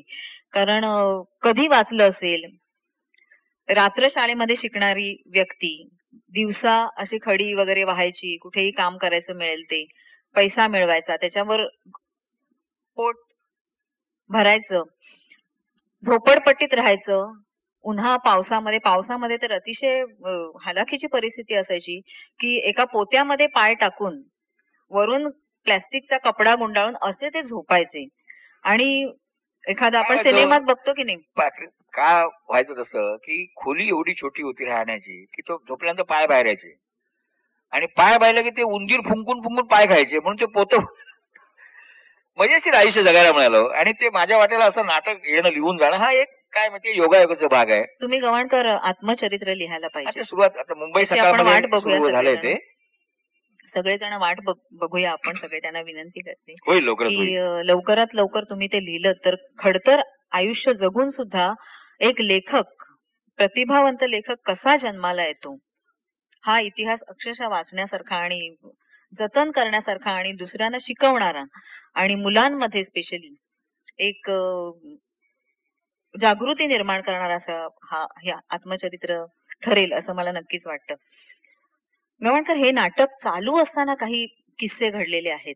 कारण मी सांगते की मी एकदा पुण्याला गेले होते, एक दिग्गज व्यक्ती आहे, त्यांच्या मिसेस मला म्हणाल्या की आम्हाला हे नाटक अजून काही कळलेलं नाही. तरी अजूनही नाटक का कळत नाहीये लोकांना? काय नाटकातलं नाटक असल्यामुळे लोकांचा जरा काही प्रश्न सुरुवातीला प्रॉब्लेम होतो, पण कोकणातल्या लोकांना कळतं. असे म्हणजे नाटक चालू असताना अनंत असे किस्से घडलेले आहेत.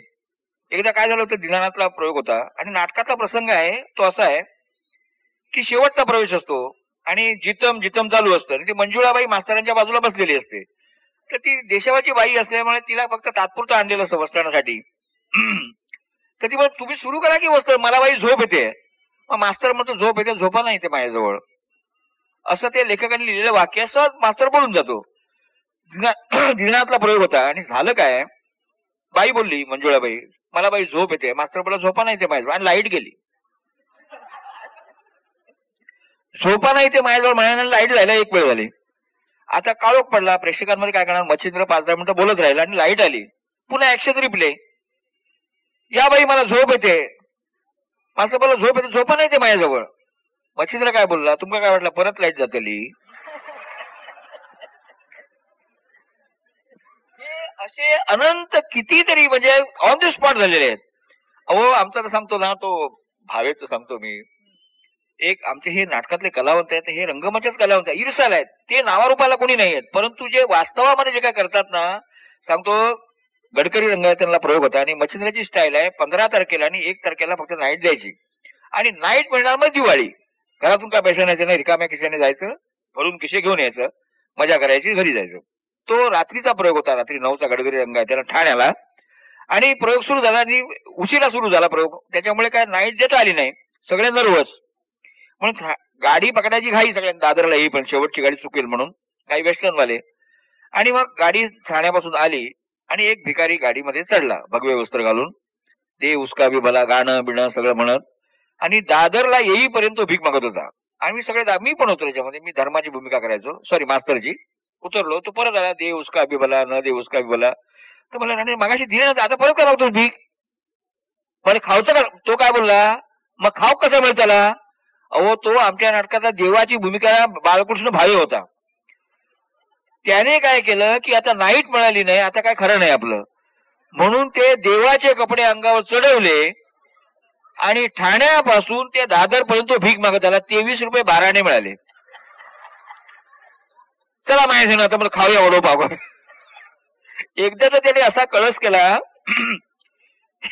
शनिवार होता आणि दिनानाथला प्रयोग होता, त्या दिवशी पण नाईट मिळणार होती आणि दुर्दैवाने काय नाईट मिळाली नाही. आणि आम्ही इकडे त्या कुठलं हॉस्पिटल ते तिथून आम्ही चालत होतो, ते शनी, ते देऊळ आहे, शनीचं देऊळ आहे. आणि बघता बघता भावे गायब झाला आमच्यातून. आम्ही हातात चालत होतो गप्पा मारत, पण हा गेला कुठे? आणि थोड्या वेळाने हा उघडा बंब, तो अक्षरशः सुधारण्यासारखा, फासळ्या सगळ्या, शर्ट काढलेलं आणि शर्टामध्ये जवळ 1 किलो सफरचंद, पेरू, चिकू सगळे याच्यामध्ये. पण माझ्या गेलो होतस काही तू त्या शनी मंदिराना ते एक पारशी ना फळा वाटा होतो शनिवारचो, ते जाऊन बसलोय म्हणे. 1 किलो तो फळ घेऊन आला म्हणे, खा आता होई तेवढी. म्हणजे वास्तवामध्ये सुद्धा कुठे अभिनयामध्ये न घाबरणारे आमचे कलावंत आहेत, म्हणूनच आजताक आहेत आमचं वस्त्र जोरात चाललेलं आहे. अगणित किस्से ह्या नाटकांनी पाहिलेले आहेत, वस्त्रहरणाने पाहिलेले आहेत. या नाटकामध्ये अनेक कलावंतांनी काम करून नंतर ते कलावंत पुढे आलेले आहेत. शेकडो कलावंत या नाटकाने घडवले. त्यांचं सुरुवातीला वस्त्रहरण असायचं आणि मग त्यांची गाडी सुरू व्हायची. नाट्य